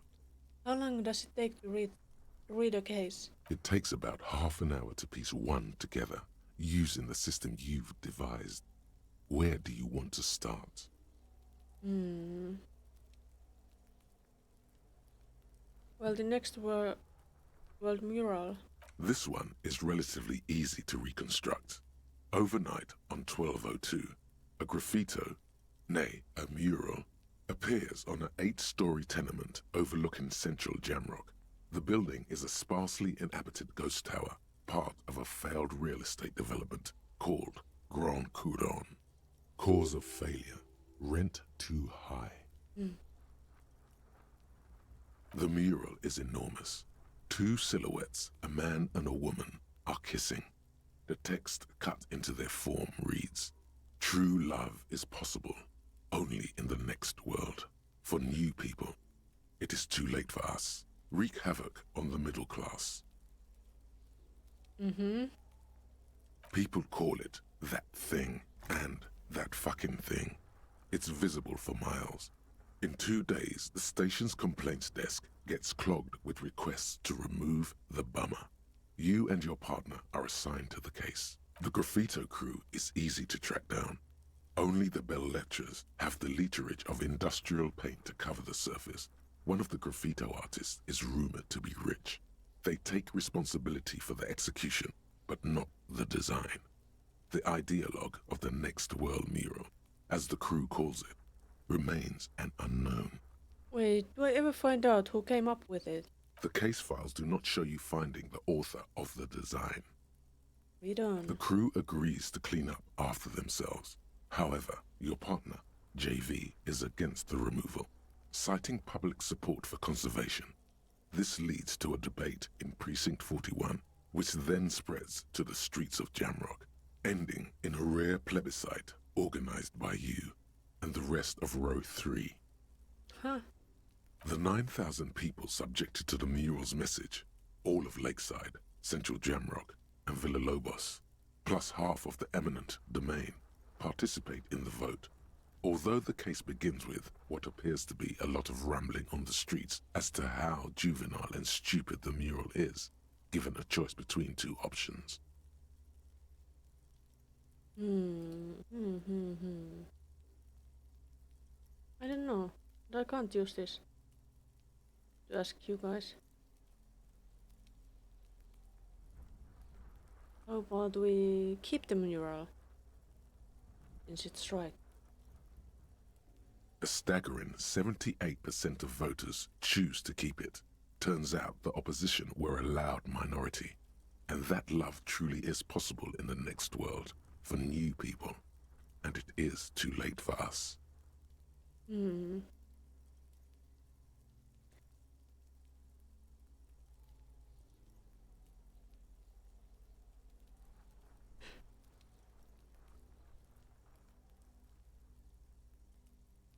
Hmm. Wreak havoc on the middle class. Why?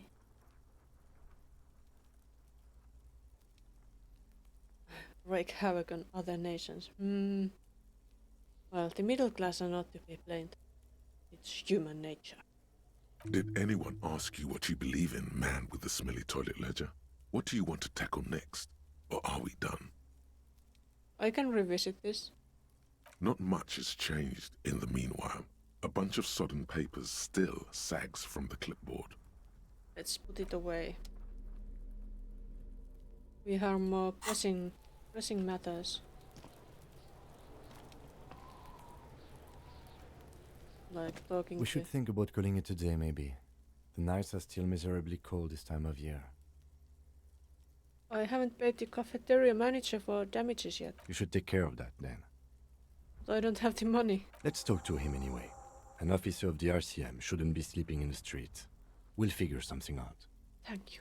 Though he finds this situation frustrating, he is doing his best to not make you feel any worse than you already do. He's so kind.